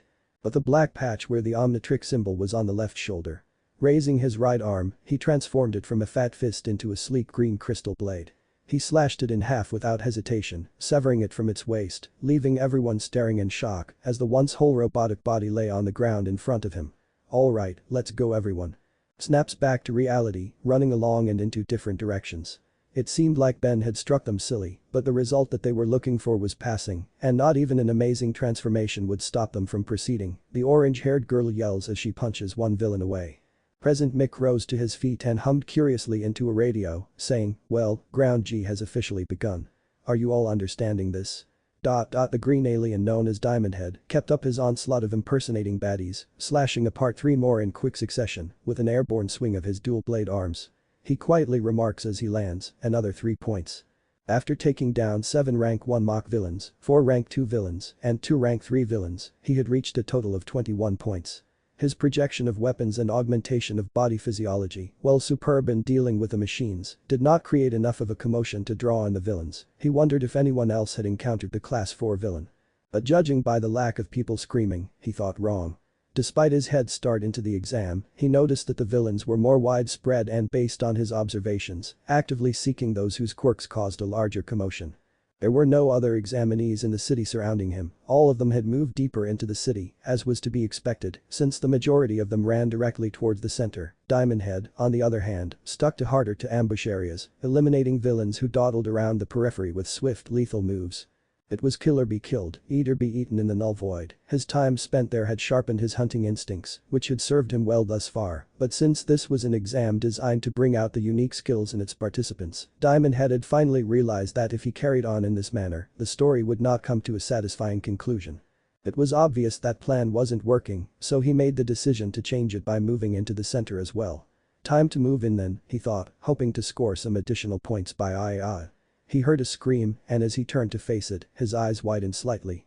Without thinking, Diamond Head leaped into the air and blasted crystals out of his palms. He was aware that cameras were filming him, though, so he took care to ensure that his movements weren't too crazy. Just as he was ready to land, the crystals expanded into a crude slide, which he used momentum to jump farther and faster into the city. He immediately saw what he saw, sliding into another corner after surfing on a slide of crystals. The guy with the earphone jacks was teamed up with another person who had a tail that was hairy at the tip. "What a huge bad guy, how are we going to beat it?" exclaimed the earphone user, who turned out to be a girl. "We're not recall that defeating it was a choice," the tailman exclaims. Their combined motions were a touch slow, and regardless of the situation, they were not moving away from the enormous enemy they faced, rather, their bodies were prepared to act at any moment, their arms raised, their eyes fixed, and their bodies alert. But why? After a brief period of wondering why, Diamond Head saw what was behind them and had his answer. They were protecting a downed examinee, the girl with the orange hair, whose ankle was twisted and who had suffered a severe bruise on her lower leg while trying to stand. "Oorg," she groaned, "please just leave me, you two." "Nah, there is no rule that says we can't help, but the rules say not to hurt fellow examinees," the tail guy cries. Throughout the entire test, Diamond Head experienced an unusual feeling of mental face palming. Help. Oh, how stupid of me. The presentation that President Mick distributed stated that people might earn points by beating villains. He did, however, point out that there was another way to get points. Acts of heroism would also grant points, but most examinees were too hazy in their minds to look for points that involved neutralizing enemies. This must have been the reason for the inclusion of the Class 4 villain, which Diamond Head could assume was the one in front of him. He said that no unheroic acts were allowed, meaning that voluntarily abandoning allies was a very big no in the school books. Aware of the situation, Diamond Head grinned and leaped forward, his legs offering some minor support. Startling the three examinees, he skidded in front of them and slammed his palms into the ground. A second later, a crystal mound was visible, encasing the villain's legs. "I apologize." Diamond Head turns around and says, "Thought I could help. You guys alright?" The girl gave him a thumbs up and remarked, "It's all good. Any longer and we would have been toast." "I concur." As he approaches the girl with orange hair, Diamond Head's eyes enlarged slightly. "That was some nice timing," the tail guy remarks. "Oh, that's you," she grinned and said, "Thank you." But Diamond Head replies, "We gotta take care of this one first. Save the thanks for later." "But should we?" As the tailman locks the orange-haired girl into a neighboring building entry and rejoins, the earphone girl asks. "This bad guy belongs in Class 4. It will only produce more chaos and pose a threat to everyone else if we allow it to go wild." The villain began to break out of his jail as they continued, "We have to take care of it now," he adds calmly. "Alright, then, suggestions." The tailman makes a suggestion. The Petrosapian was silent for a minute, glancing around to assess his opponent, then turning to nod to both of them after realizing something. He turns to face the tail user and then the female wearing the ear jack, saying, "I have an idea. How hard can that tail hit? And you, what particular good does your quirk accomplish?" "Me? Because of my quirk, I can channel the sound of my heartbeats into a variety of items by inserting my jack-shaped earlobes into them." She responds, "I specifically have custom speakers used to amplify that. Enough that, with enough force, I could shatter metal." Why, the other responds next, and the crystal alien only nods again before turning to face the villain, who was about to erupt. "You'll be aware of what to do. Take my example." Dakota Head grins and starts running in the direction of the villain, much to the surprise of the other two who followed him in spite of their disbelief. The only thing on Diamond Head's mind, breaking free of its crystal trappings, was the sight of the enormous lumber-like structure above the buildings, a massive hand raised and smashing through them, as if they were made of paper. The giant villain was obscenely large compared to the other three mock villain models, powerful enough to destroy buildings, and most importantly, dangerous. Rolling to avoid a crushing hit to the ground, the Omnitrix dial flared green, blinding the two behind him and making them drop their jaws in surprise at the sight of a new creature in his place. The creature that took Diamond Head's place was a blue lizard or fish-like creature with fairly long arms, 3-fingered hands, short legs that ended in stumps, 4 shark-like fins, sharp teeth, small, squinted green eyes, a black stripe around his eyes and face, pronounced scales behind his eyes, and what appeared to be gills. He was mostly covered in black clothing, with a white shell covering his chest. The Omnitrix dial was on his left hand. Alright, so a blue lizard and a gem person first. What type of quirk are you? God, they both dodge the hit and the Jack girl shouts out. Never mind about that, the two stared in horror as he started to move on all fours. It's me, yells he in response, opening his mouth and aiming it at the arm that was still in the ground. Firing a long-range freeze ray that isolated its target and ice on contact. As the villain fought to free its arm from its frozen cage, the earphone and tail pair followed the blue alien's lead and started skating on an icy path he made with his ray, continuing to cover the enormous construct in ice and jumping alongside the pair as they circled around the villain, who fired a barrage of missiles from its canister on its back. Go after its legs, the Tailman yells as he jumps, spinning in the air multiple times before slamming tail as hard as he could into the frozen limb. Ben yells as he releases another ray, freezing both legs as he swung his open mouth across. The two hurry in, narrowing through a jumble of debris before sighting their targets. With a single, nasty blow, the earphone girl broke and quickly regrouped, plugging her jacks into the amplifiers on her forearms before slamming the amplifiers onto the villain's legs and sending a powerful heartbeat through them that broke the ice and destroyed the other leg, leaving it without legs and falling onto its back, crashing into a few buildings. Definitely, she lets out a shout of satisfaction. Good. Return now. As his companions landed, they turned to see him hurled into the air. Ben yells. The two quickly disengage as the blue alien gallops in, creating a final giant ice slide that he began to ride. What comes next? Tailman exclaims. Ben hovers over the fallen villain's body. It tries to strike back with its last free arm, but fortunately for the shapeshifter, his reflexes let him blast the arm with another ray, skid down on it, and then push off to dive right at down the center, grinning cruelly as he blasts it right in the center of its icy exterior. Dead drop, he yells as the Omnitrix dial flashes, and everyone who happened to witness saw the blue lizard alien thing swapped with a humanoid dinosaur in a green flash. He was around 12 feet tall, with firm brown skin that was somewhat beige in the middle of his body. He had long brown tails and feet resembling stegosaurs, and he wore a uniform of black and white. The Omnitrix dial was worn on his right shoulder. Christ, a loud explosion erupted from the center as he leaped out, and soon after, sparks and smoke emerged from the remains as multiple explosions shot out of the gigantified Ben's fist, tearing straight through the ice panel that his previous form had created. The two yelled in shock. After landing close to the two, he brushes off the debris that got on him and gives them a smile before another flash turns him back into Ben. The two were almost in shock when they saw his face. Ben tries to laugh. Lovely. Nice job. The two were soon brought out of astonishment and gave Ben a high five in return, raising a hand. I am Ejiro Mashirao, says Tailman, laughing at his own astonishment. Oh, I don't think I ever introduced myself. My peculiarity is that I use my strong tail. I'm not sure whether to be amazed or scared. Ben nods, and he and Ejiro turn to face the girl next to them, who sheepishly rubs the back of her head. Well, whatever, you're not too bad. J+RM Kimka is my name. When Ben introduces himself, his two new acquaintances are a little taken aback. Ben Tennyson. Who, I thought you looked like a foreigner. Junior admits. Your Japanese is pretty good. The young man with green eyes scrapes his cheek, saying, yeah, I get that a lot. Ejiro and J+RM exchange glances before chuckling a little. What? Why is this so humorous? Ben inquired. The tail user merely shook his head. What? Ah, it's nothing serious. He assures him. It's just a little funny to see such a person so enthusiastic about combat to be a little awkward. The word awkward is a strong one. The person using the headphone jack laughed. Ben rolled his eyes and grinned as he started to turn around. Alright, let's go on. Should we? He adds, and the two laugh and snap back to reality, nodding as they each moved off in separate directions. The UA Academy staff department sat grinning in the heart of the throng, Toshinori by his side, while their eyes sneered at all the monitors, assessing examinees next to their colleagues. The slender blonde was taken aback by this generation's selection of quirks, though one of them, a man with black hair and what appeared to be bandages wrapped like a scarf, thought otherwise. He believed that only a small number of examinees were even deserving of further investigation. These, however, were the cream of the crop, as it were, as Awa Shota, popularly known as the hero Racerhead. A student in Gallery B named Shoji Mizo demonstrated moves that emphasized his inventive use of his quirk to identify villains and eliminate them with finesse and physical force. He was one of the few people that caught his interest in his thinking. Even though Asui Tsuyu wasn't his first choice, she handled villains with poise and composure, handling circumstances as they came up in her opinion.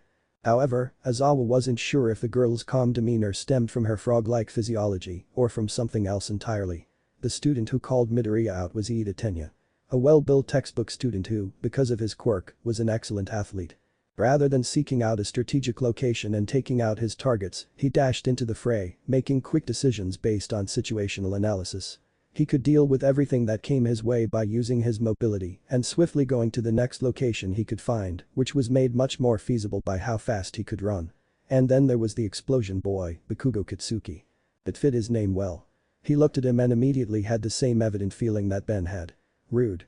But even with such shortcomings, he was unquestionably skilled and had unadulterated fighting instincts when facing off against pretend enemies. To swiftly rack up points, he kept luring in additional villains and repeated the cycle while using his quirk that made explosions to create chaos. Though he assumed that the brat's generation wasn't as gregarious as previous ones, it didn't sit well that the way his lips moved suggested that he was cursing a bloody storm.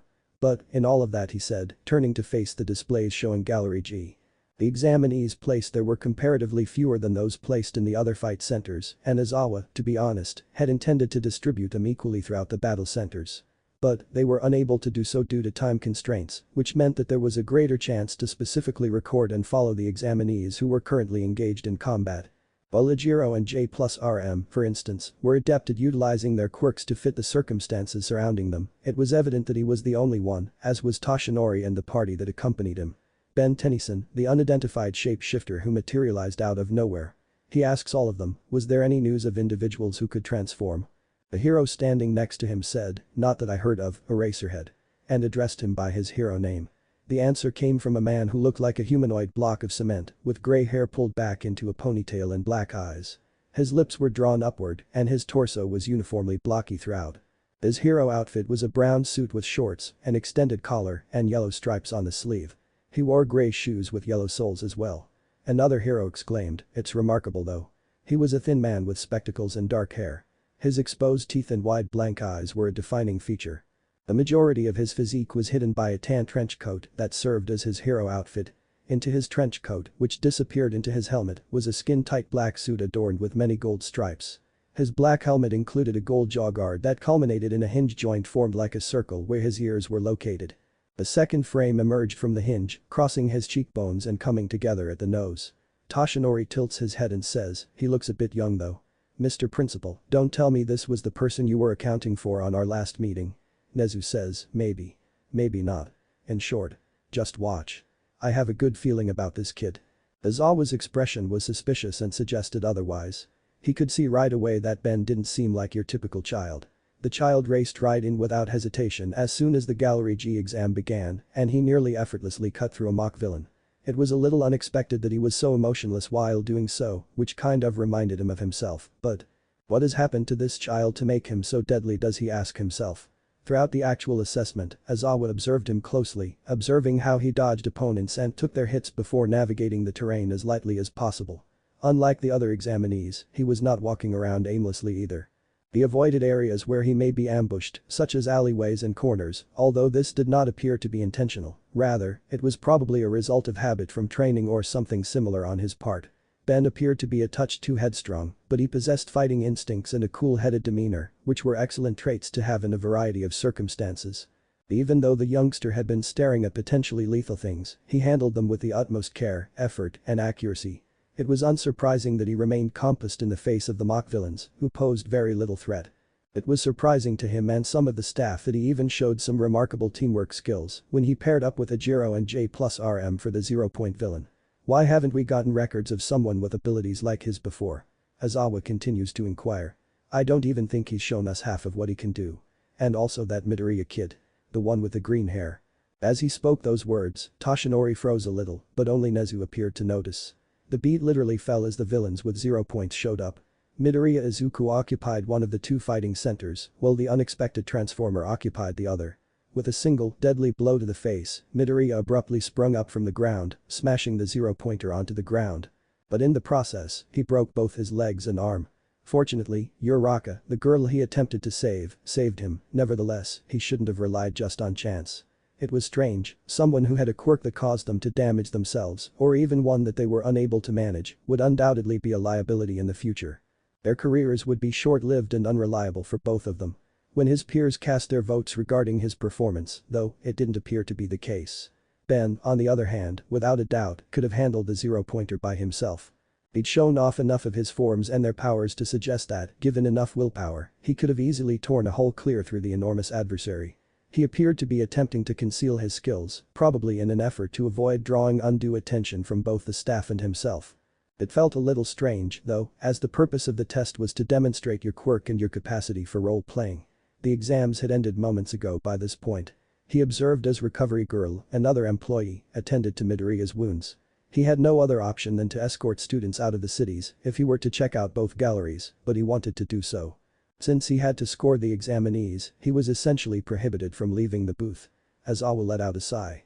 He should have been checking through the written tests right now, not droning on about his monologue observations, but there were circumstances here that begged for someone of his caliber to look into. Positively, though, the two lads had gained a significant number of rescue points as a result of their actions, albeit Midoriya's were a little more suicidal than Ben's. After passing, they would be transferred to his class, which implied this year would be crazy for him, which wasn't good for his mental health. Aizawa turned to face the exit, knowing this. "You know I'm going to be staying up late, don't I?" As he hauled his body out of the booth, he complained. Momo says, "Are you alright? You seem to be a little more happy than usual." Ben asks, "Oh, how so, Yayoi Azori-san?" As he removes her jumper. The creation user prods his cheek and smiles. She responds, "You've been smiling a little more often." Ben touches his own face and blinks in response to what she said. He acknowledges, "Really now? I haven't noticed. I guess because of the recent amount of action I've been involving myself in, I've been able to express myself more openly." "You're telling me?" "I asked the principal to send me the footage of the practical exam, you know. You're quite the fighter, I have to say again." She beams. "Although I could tell that the Null Void still has affected you a bit." Ben closes a palm, "And probably will for the rest of my life. It's an icky feeling that'll be with me. It's become a part of my life." Momo responded with a small smile and a pat on the head. Ben's eyes grew somewhat bigger till she was done. "Yayoi Azori-san. I didn't say to get rid of it though. It's made you the person who you are today. Never forget the person you are. Don't try to be someone you aren't, even if it may seem to be a good idea to do so." She informs him. Ben blinked, unsure of how to respond to her brief yet motivational speech. It was early March, 1 week had gone since his participation in the hero exam. As Momo mentioned, his mind was racing and he was unable to get rid of his enthusiasm. His first action sequences on Earth's surface following his departure from the Null Void. This was familiar territory, so even though it wasn't precisely like his own, it still made him a little better. A number of noteworthy events have transpired since his arrival in the city and involvement. The police investigator had visited the Aoyazor residence after a day or so. Ben was surprised to find that the man was quirkless, like detectives in his own universe. Tsukauchi, the policeman, gave an explanation of his motivation for going to the house. When Ben took the exam, it seemed that many staff members were interested by his presentation of his alien forms. He thought that maybe Ben could tell him where his quirk originated, but Ben promptly replied that it was a family secret. The other concerned the news of his own demise. The exam findings provided an explanation of the criteria that went into his final crediting, including heroic help and villain subduction. Momo was taken aback to learn that heroics will be evaluated as rescue points on the test. Ajiro's description of the circumstances at the time led Ben to learn about it just partially, but he ought to have listened to Present Mick's explanation more closely. He stated that actions that were not heroic would not be excused and would not affect their grade, yet he made no more mention of heroic behavior. And to Ben's surprise, a letter that included a hologram arrived along with the results. As promised, an envelope arrived a week following the exam. While doing his morning chores, Ben happened to find such letter and showed it to his mistress right away. Ben scowled somewhat as he saw the letter that followed their initial viewing of the actual results. As Nezu materialized in his office's hologram, it was as follows. "Hi there, I'm Nezu. You passed the written and practical exams if you have this letter. Well done. So, using a combination of villain points and many rescue points, you were able to pass the exam. After the pretend villains are destroyed, there should be a total of 34 villain points, which are then added to the 36 rescue points. 10 of the points were earned by assisting the examinee who was with those other 2 pupils, and the remaining points were earned by cooperating with the other examinee when under duress to act in tandem with them. When you total all of it, you will have received 70 points, placing you among the top examinees. Although I think you could have done better, it appears that you were attempting to draw less attention to yourself, which is reasonable given your circumstances. However, I'm a sucker for good moments, so your few minutes of acting with those 2 were taken into account. I know you didn't care about that, but it's not like you cared about it anyhow. Hee. As a result, you have been assigned to Class 1 in the Department of Heroes. Before classes begin, prepare a design for your hero costume and submit it to the dedicated portion of the school website. You're wearing the physical education uniform if you don't. Enjoy the remainder of the day and don't let up just yet. And that's it. I, along with the crew, is excited to have you visit UA. In April. After Ben started waving the letter around to see if he had missed anything, he handed it to Momo to see if she had noticed anything as well. The letter was just, well, very Nezu-like. With a groan, Ben followed Momo to the dining room table. Well, let's just eat for now. We can design the costumes later. Momo nodded and pocketed it in her pants while he delivered many food trays. He had picked up a lot of knowledge from the other maids during his time here, even to the point where he could now execute culinary skills, something that the Omnitrix wielder started to take great pride in. Maybe because his cooking reminded him too much of his grandfather's peculiar methods. Momo smiled and said, "Congratulations for getting in though, Ben." Ben grinned back and said, "Thank you, Yaoi Azori-san." Even though Nezu's message was ridiculous, he was rather happy with how things had turned out. If only he had been informed earlier that he would be creating a costume. The left button is for left clicking. If you want to do specific things like copy and pasting, the right button is for that.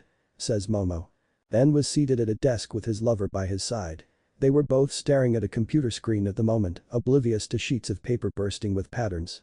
Momo felt it would be best if they worked on the costume together after dinner. In spite of what others might think, it was advantageous for each individual hero to have a distinctive look.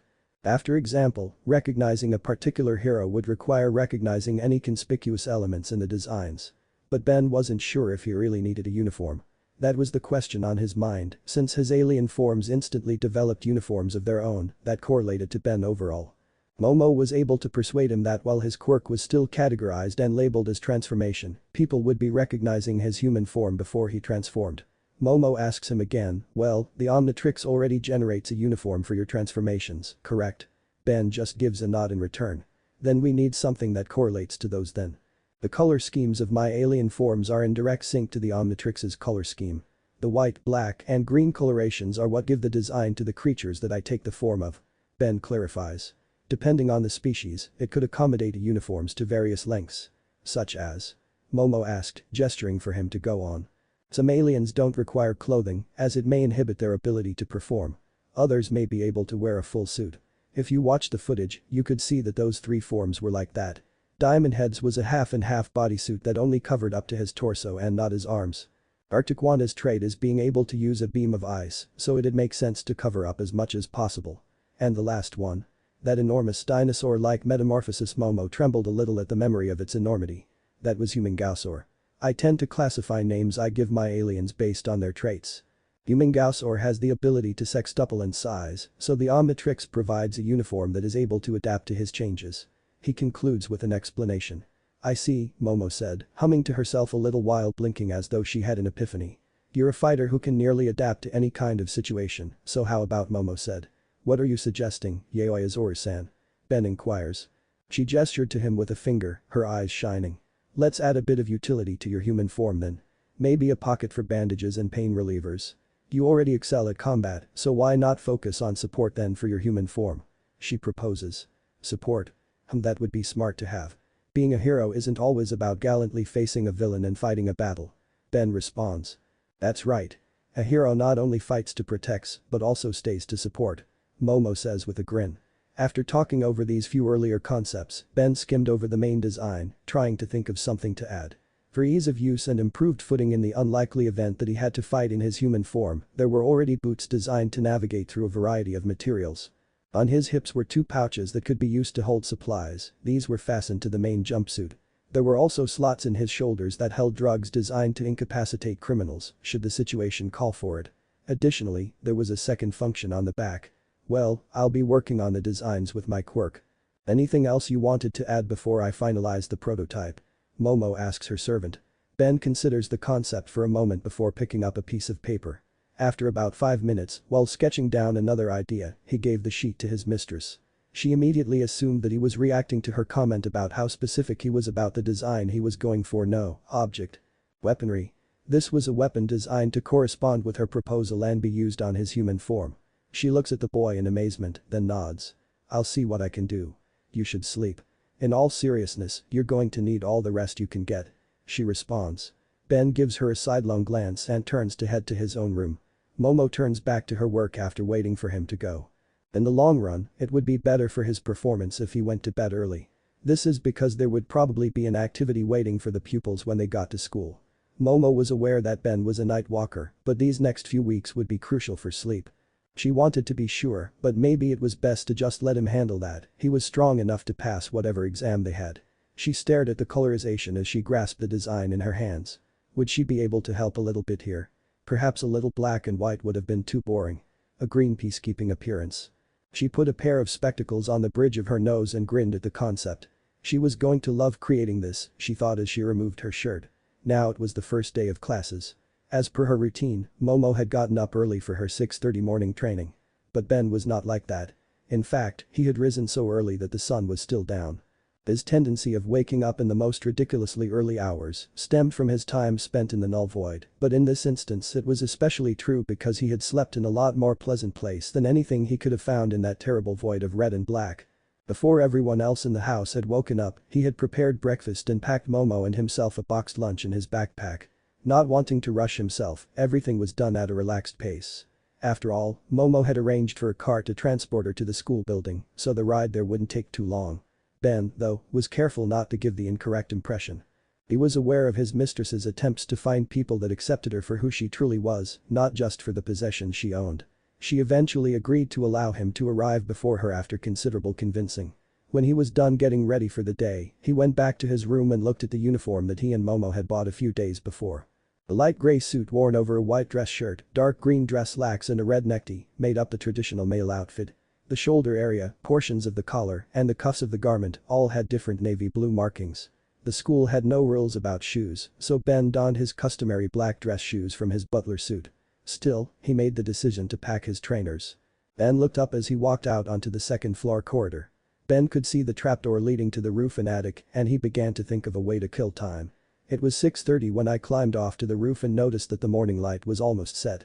He checked the Omnitrix and saw that everything was running on schedule when he heard footsteps throughout the whole home. Ben says, "Well, good morning to everyone," grinning a little as he lies down and raises his gaze to the sky. Usually the mornings were very busy, but he got up early to get everything done, so the only sound he heard was the trapdoor opening a half hour later. Momo cries out to him Ben. He sits up and opens one eye, then turns to look at her. He says to her, "Good morning, Yayoi Azori-san." She said as she stepped out onto the rooftop wearing her own uniform, waking up even earlier than usual and leaving no one to do the morning cooking. "You must be feeling quite energetic then." He said, quite sincerely, "Sorry. I felt pretty good as I woke up. It's a brand new day, a brand new term. It's been almost 3 years since I've attended a school." "Well, I would say that you did a good job with preparing everything without waking us up," she pondered, noting the sincerity with an ease that was not all that remarkable. He then says, "Well, that's good. Have you eaten yet? I prepared a high-carb meal today. I have a feeling that we're going to be doing physical work today." She gives him a head pat and smiles, "Yes, and it was very good. Now then, shall we depart?" Ben looked at her again, saying, "Remember what we said, mistress." Momo sighs after pouting a little. "I'll be leaving first then. It's class 1A, right?" She reminded him, "Yes. Do you have everything you need?" In return, he nods. "Good." Ben gets up and says, "Then, may you have a safe trip, Yayoi Azori-san." He started to rush off after picking up the rucksack he had prepared and slung it over his shoulders. Momo leaped from the roof, covering her eyes briefly as the Omnitrix flashed into view again, replacing Ben with what appeared to be a humanoid manta ray. He had 2 black stripes that resembled lightning bolts falling from his shoulders, and his color was red. He had gills under his arms, yellow patagia that he utilized to fly when he leapt from the roof, and yellow horns that extended from his nose. He was dressed entirely in black and white, with the Omnitrix dial situated between the stripes on his breast. Momo gives the flying alien a cheek slap and grins a little as she watches it fly off into the distance. "Alright. Time for the orientation." In Japan, most classes started at a rather early hour. In contrast to the timetables in place back home in the United States of America, these earlier periods made it feasible for each student to handle their time carefully. Ben used to be just like any other little child in his age group. Wake up nearly late, do mediocrely in school, play around with children his own age, etc. Though everything altered as a result of the Null Void, not all of the changes were negative at first, such as when he got to UA class sizes, the students' desired goals, and their performance on the written and practical exam were taken into consideration when class sections were created. Those who passed the exam and were on the route to become pros would move to classes 1 and 1B, which were for the Department of Heroes. Students would study towards the credentials required to be permitted to use their quirks in public settings and learn all they need to know to become outstanding heroes in the service of the community. The region below was the Department of General Education for people who did not qualify for the latter. They placed a greater emphasis on education itself, and those who were interested in going to college or getting other education followed suit. It was possible for those with excellent grades to move into the Hero Department. For the initial years, these comprised classes 1C, 1D, and 1E. The two remaining departments were support and management. To sum up, support was easily construed. With a workspace crammed with executive tools and a focus on developing support equipment that assisted heroes in the field, the department offered individuals who wanted to work there an unparalleled creative environment. Classes 1F, 1G, and 1H were among the classes covered in this part. The Department of Management prioritized executive producing heroes above creating and overseeing hero agencies. The emphasis of these parts was on classes 1I, 1J, and 1K. To say that he arrived early was a bit of an understatement, though, even though he allowed himself plenty of time to arrive. By the time he reached class 1A, marked by a massive brown door with its initial painted in a blood-red frame, not a single student was in the building. A few meters away was a back door as well. Ben shrugs as the door opens for him, saying, "Well, easy does it." As soon as he enters, the entire room is visible to him. Although finding the level and the precise room and area took some time, Ben was genuinely relieved. The classroom wasn't very extravagant or as large as the orientation's auditorium. It was kind and modest, and it had a faint scent of freshness. Maybe to give pupils a break after putting them through a demanding training program, so they may feel satisfied about being placed in this class. Whatever the situation, it felt nothing like the ordinary primary school classrooms he had experienced in the past. Each first-year class was meant to have 20 seats, but Ben saw that there was a 21st seat way back. The reason this seating arrangement was a touch odd was presumably due to Nezu's participation with his placement, which piqued the young Omnitrix wielder's curiosity. Shrugging again, he took a seat and balanced his luggage on the hanging strap that hung over the edge of the desk. After settling into a comfortable posture, he closed his eyes and glanced at the clock that hung over the room's door. Now, the time was 7:40. The commencement of classes would be at 8. Glow from beneath his UA uniform sleeve was the Omnitrix's Herglis. Text and images filled the displays, creating a ring of several green data panels around Ben's head. Master control access, he murmurs to himself. The screens instantly widened and spun quickly. This went on for a few minutes until Ben heard the doors open again and the screens instantly vanished. At that point, he opened his eyes. He was reminded of Issei when he revealed the honor student wearing spectacles, and Issei looked at him slightly surprised. "Oh, a student who showed up before me? Wait, you are," he murmured, then shook his head and walked in his direction. Ben sits up and says, "Greetings. I think we got off onto a bad start at first. My name is Ben. Ben Tennyson." "Ah, hello there, Tennyson-san. I am also sorry for my behavior from before.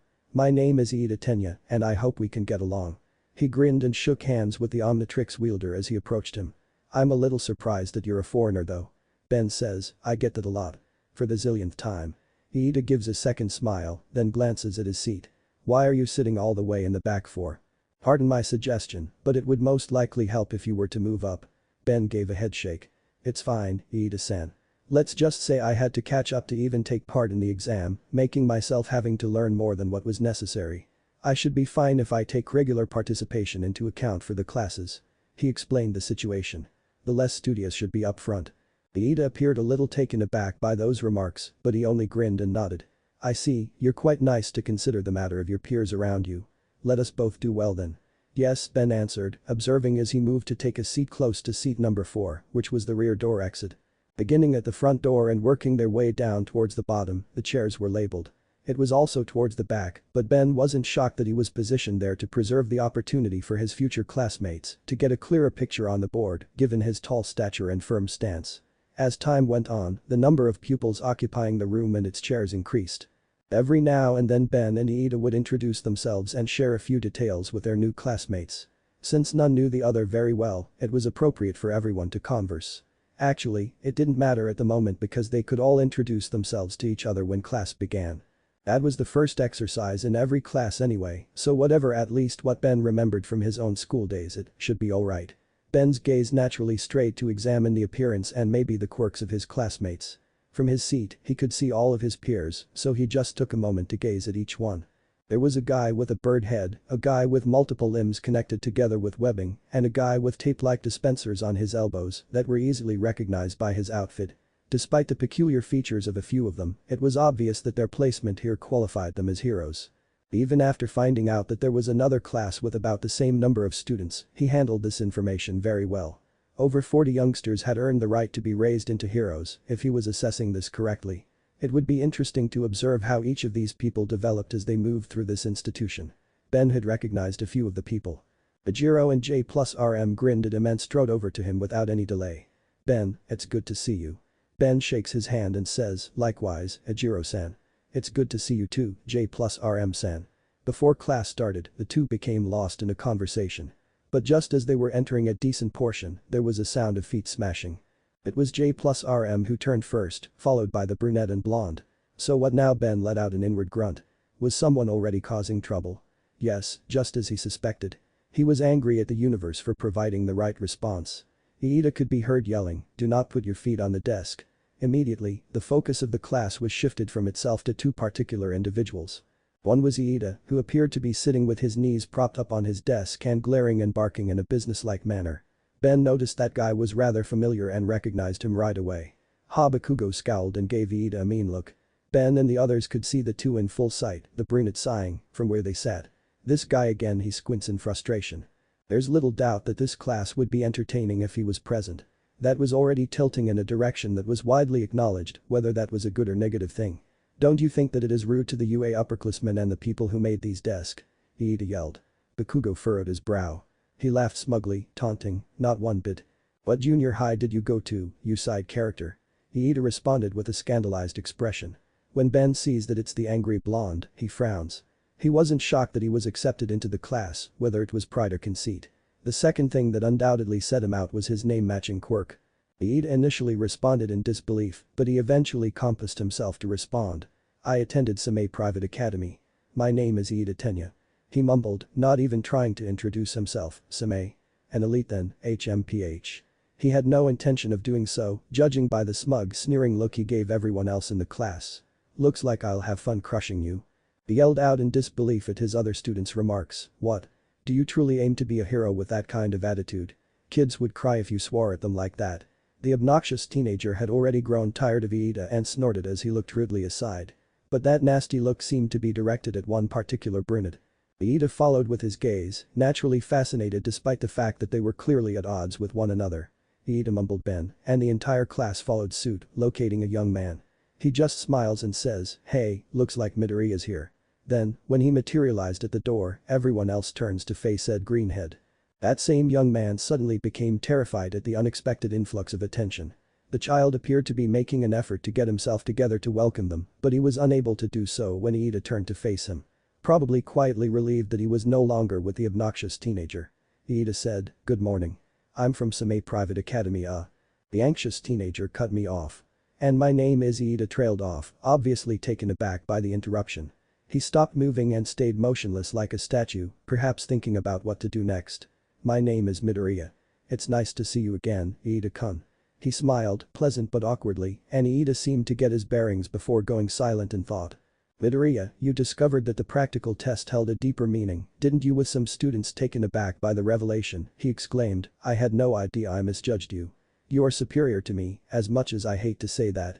I'm sorry for the offensive things I said at the orientation. It was really nothing." Midoriya smiles nervously before turning back to Ben. "Oh hey. You are the one. Sup." Ben held up his hand.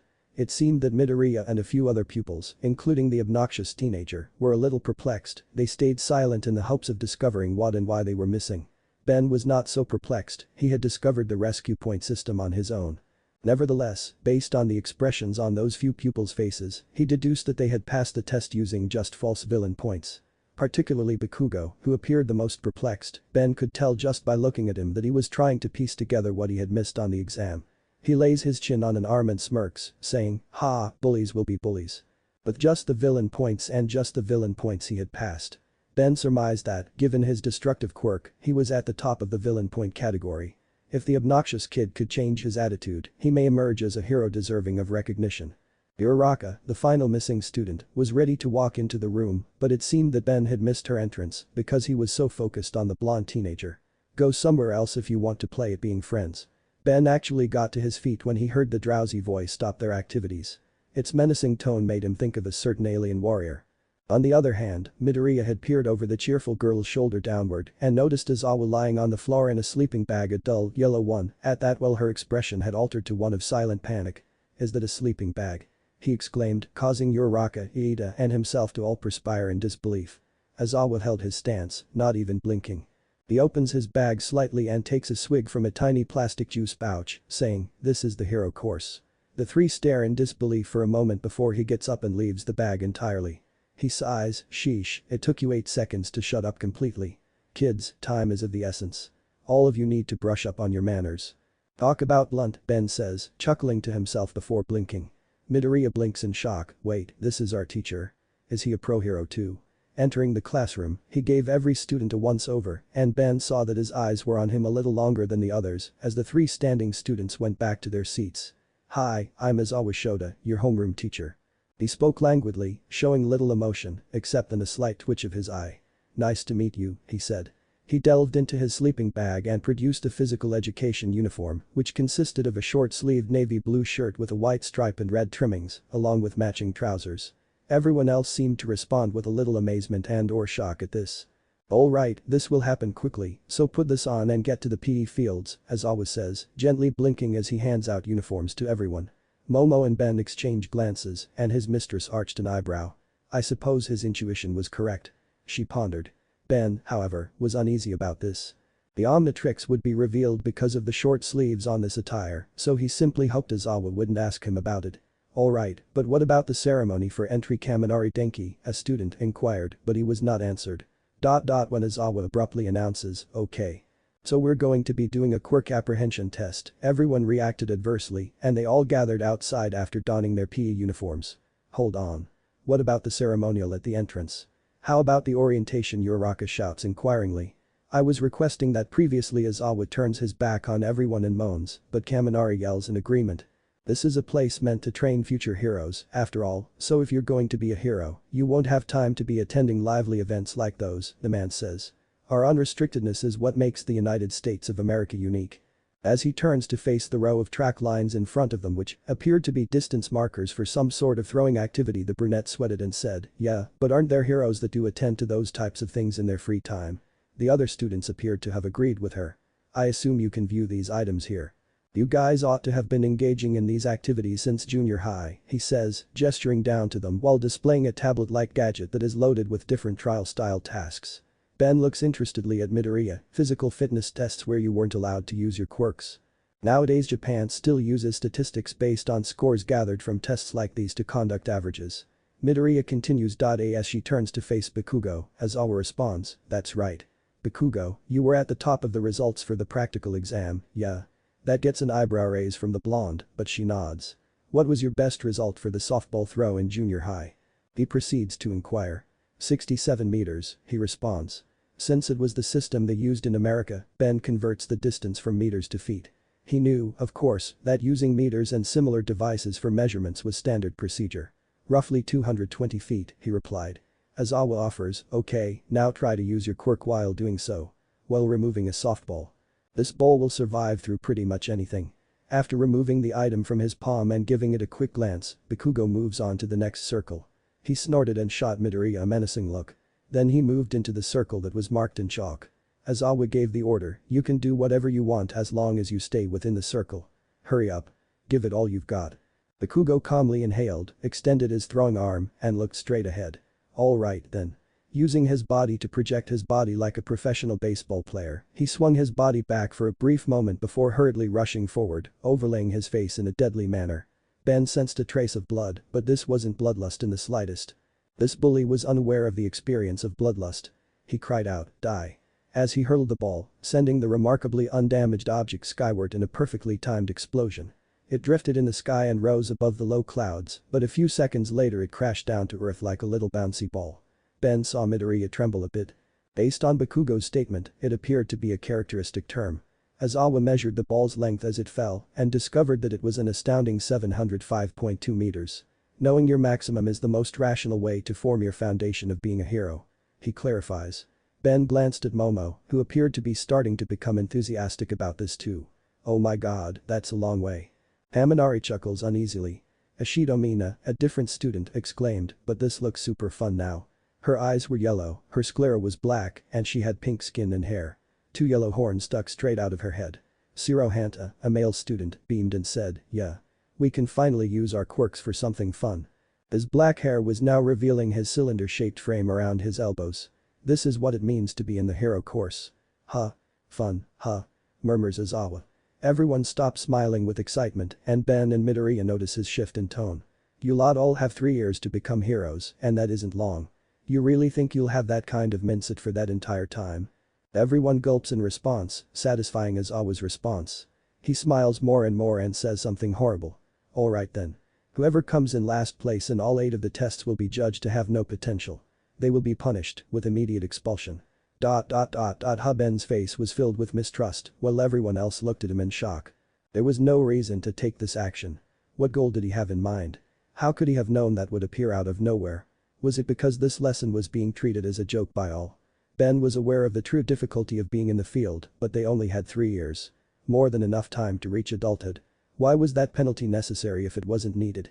Aizawa turned to look around and noticed that more of his students were getting excited, but there was a desperate expression on their faces. Rather, they were instilling confidence in themselves to overcome obstacles, stay optimistic, and not let their aspirations come true. Indeed, based on his observation, Midoriya appeared to be experiencing a panic attack, frantically grabbing hold of his hand. Not only was it Midoriya, but one of his classmates also appeared to be very composed when he abruptly made a proposal.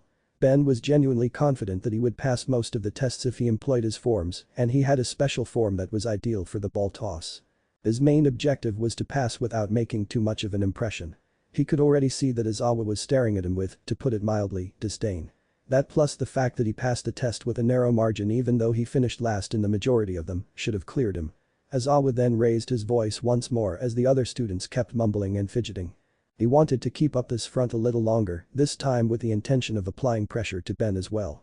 Raising his hands and removing the hair that covered his face, Aizawa said, we're free to do what we want about the circumstances of our students.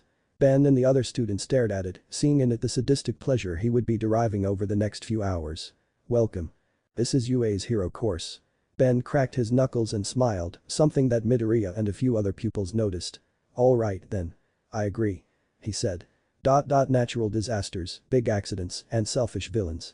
Calamities whose time or place can't be predicted. Japan is covered in unfairness. Heroes are the ones who reverse the situations. If you're with your friends at Mickey D's after school, too bad. For the next 3 years, UA will do all it can to give you one hardship after another. Ben grinned and mumbled, well now. Go beyond. Plus ultra right. Show me then. Once again, a sickeningly wicked sneer formed as he teased them, gesturing with his finger for the students to advance. The fact that he had justified this folly with the school's slogan only served to heighten their fear. Overcome it with all you've got. He's saying. First test. 50-meter run.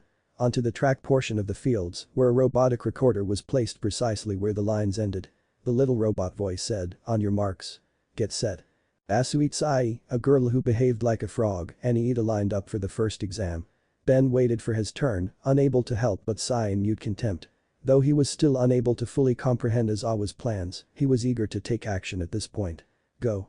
Followed by the sound of a firearm being unleashed. They were told to begin by the sound. Just as quickly as they had arrived, Iida had shot from his starting place, outpacing even the best sprinter in his own world in terms of speed. Given that this planet was rife with supernatural talents, Ben shouldn't have been all that astonished, but he was aware that Iida was a trained person. Iida's time was 3.04 seconds. With her frog-like leaps, Asui was able to increase her speed as well, clocking in at 5.58 seconds. Iida stopped using his quirk as he turned to assess his own performance. Third gear. You ask. I can only go that quickly with 50 meters, he said. Iida's quirk, engine, allowed him to run at a fast pace thanks to protrusions that resembled engines that appeared around his calves and that he could activate whenever he pleased. And Asui's officially known as frog form was probably the most evident of all of them. Regarding Iida's performance, as always says, well, like a fish in water for him, next pair. Ajiro and Uraraka were the next to have a bite. Ben observed her tapping numerous objects on her body, especially her shoes and clothes. That gave him the impression that her peculiarity was gravity nullification, zero gravity, he pondered as he gave her quirky explanation. But I think there's a limit to how much weight and how long she can handle. Another erroneous shot set the game in motion. Uraraka ran to the end like a typical person, whereas Ajiro used his tail to bounce off like a ball. She received a second time score of 7.15, despite her garments weighing nothing, compared to Ajiro's 5.49.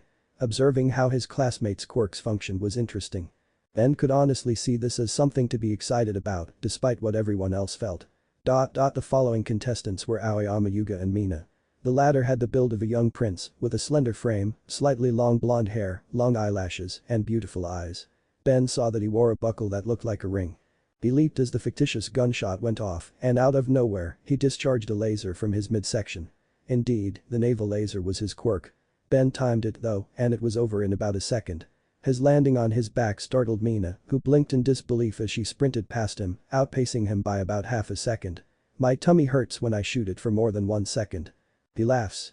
As the next pair stepped up, everyone palmed their faces in appreciation. It continued until Ben, Midoriya and Bakugo were the last students in the class. Alright, let's see what the three musketeers have to offer. Aizawa narrows his eyes at Ben. On your marks. Aizawa's sly smile did not go away. He was more than willing to relieve his students of some of this worry because he had dealt with an actual mountain of paperwork. Ever since UA was that kind of school, his acts would mostly go unnoticed as long as the desired outcomes were obtained. This was also a contributing factor in UA had benefited financially in a significant way. They received more in return because they saw results. The fact that the current three entered the path, prepared to start their turn in the 50-meter dash, was more complicated. As Ben was getting dressed, Aizawa wasn't sure if he liked the appearance that developed in his eyes. What is that brat going to plan? He turned to face Ben. He glanced across to Midoriya as well, who was trembling a little. Assemble yourself, the robot said. Bakugo twitched his fingers and smiled. The concerned expression on his boyhood friend's face was visible to Midoriya. But when he turned to face Ben, he saw him standing there on the starting line, and so did Aizawa and the other pupils. Bakugo growled at the standing Ben, "Oi, I never asked this before until now, but why is a damn foreigner here in UA?" Ben glances down at Midoriya and shudders a little, his own anger growing. "Because I applied to this school, passed the entrance exams, and thus earned the right to be there. Isn't that obvious, jerk face?" He replied bitterly. "You don't have to be Japanese to be attending a school in Japan, you know." Midoriya blinked, shocked, "Beat Ben. Why you little go." The robot fired off another bogus shot.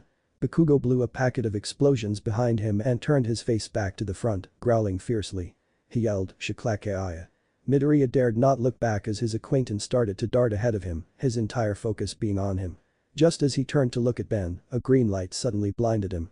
Everyone briefly hid their eyes while Bakugo and Midoriya continued. Die what?" he said as he abruptly noticed Ben crossing the finish line and another flash of green. There were generally silent looks, lowered jaws, and perspiration flowing from the brows of the pupils who were observing. The students, who had before been taking things slowly and seriously, were now entirely focused on the situation as it actually was. However, suddenly, just now the individual who had been standing with them across the track line was the only thing they could look at in uncertainty as the two crossed. How on earth did he cross the finish line at that pace, they wondered. As they waited for the robot to register their times, they blinked. The results, which Aizawa found particularly shocking because they were made public, surprised her. Momo appeared surprised, although she was the only one who wasn't as much as stunned. Bakugo Katsuki. 4.13 seconds. Midoriya Izuku. 7.02 seconds. What the hell time did you Ben Tennyson? 0.00, Iida cried, 0. That's impossible. Aizawa responded, no, that robot is the best recording utility we have. He glared at Ben while focusing on the robot. It's going to need to be extremely slow motion, he said. Moving towards the gymnasium, Aizawa sighed and said, that's everyone, right? Move to the gymnasium for the grip strength test. The other students shot faint inconspicuous looks towards Aizawa, but she ignored them. It was only going to become more fascinating from here. Ben grinned to himself. It was entertaining to watch Aizawa act bewildered. Though he had considered using one of his faster forms, he wanted to make a big impression on the class as a whole. But then was the moment he let out a sigh at the state of affairs. He could have helped everyone pass if he had simply been a little more stealthy. He would have needed to demonstrate an acceptable level of proficiency in order to pass Aizawa's test, otherwise, Aizawa would have seen his activities as suspicious.